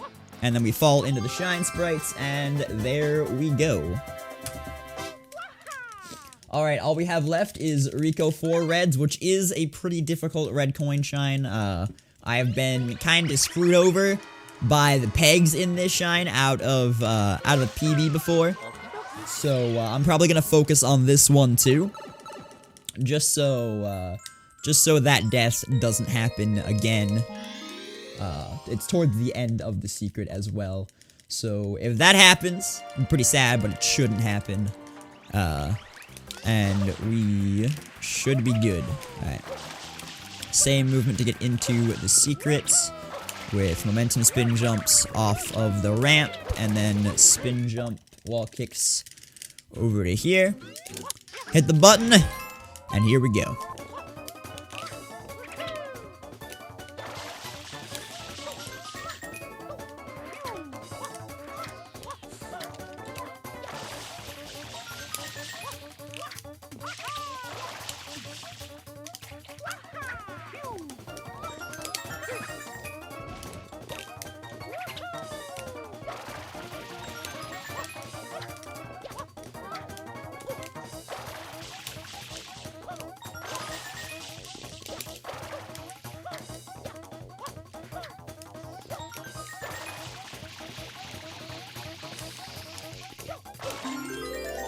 Alright. There we go. No pegs screwed me over there. Even if I did play it a little bit safe there. It's still a pretty good shine. And then, like I said earlier, we have to do Rico 2 again. Pretty much the same shine. In order to get another shine, we do it within a certain threshold. I believe the threshold is 40 seconds. I think it's a minute for the first shine, 40 seconds for the second shine. Don't quote me on that, though. I'm not positive. But either way, with a blooper or without a blooper, it's very, very easy to get below that. I'm going to be doing this again completely without a blooper, since I don't have to collect that blue coin anymore. I can show off blooperless entry, and then once again do blooperless. Actually, no, I'm not going to do blooperless inside, because I want to show off both strats. So earlier, if you were here, you saw the blooperless strat for inside of here. That is the blooperless strat for getting into here, and then when you do this with the blooper, like I'm doing right now, you can skip the entire backside of the track by coming over here, hitting this checkpoint, and then jumping over this wall.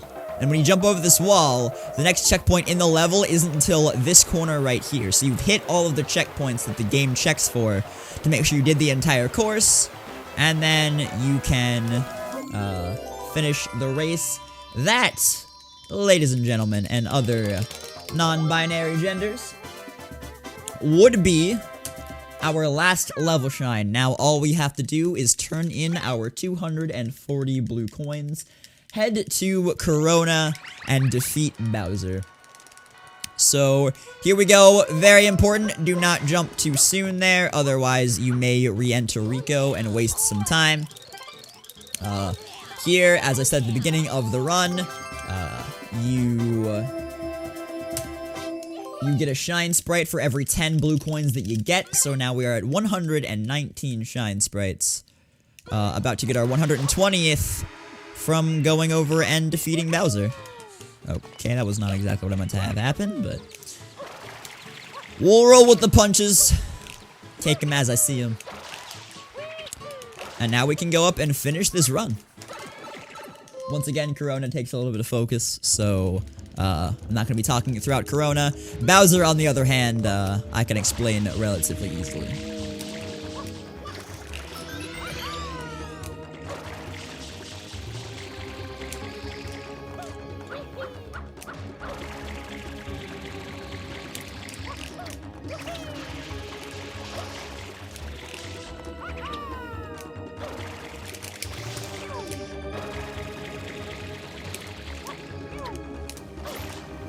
Okay, none of my dad's went through there.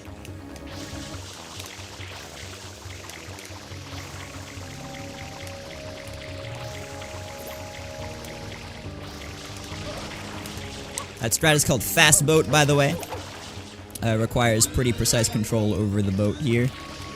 Oops, I was not holding out there. And then here, you only need to charge 2 rocket buffers and then step off. And typically you'll make it there. I think I might have ground pounded at one point to cancel that, so my bad. Either way, you can just jump onto that cloud and get into the Bowser fight and enjoy this cutscene. Because it is a very weird one. I think not. Mario! You again? Don't you ever give up? Mario! How dare you disturb my family vacation?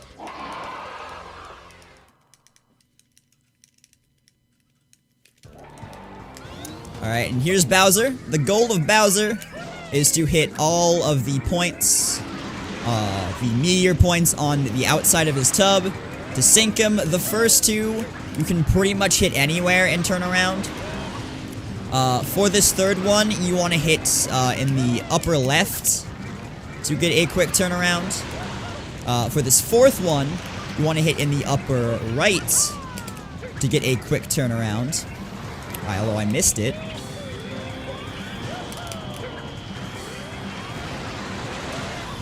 And then for this last one, it doesn't matter. Time is coming up on the last hit here, by the way. So, 3, 2, 1, time. Let me put my 3:28:15 on my end. And You can't hear me? there we go. What was the time? 3:28:15 on my side. Alright, it's only 2 seconds difference on my side, but that's because of latency and stuff like that. So that's cool. Alright, made it under estimate. Still 4.5 minutes or so off of my PB, but that is okay. Thank you guys so much for hanging out during the Super Mario Sunshine 120 Shines run here at Voltathon. Be sure to keep donating to the Trevor Project. It is a fantastic cause. And I will take it back over to Fives.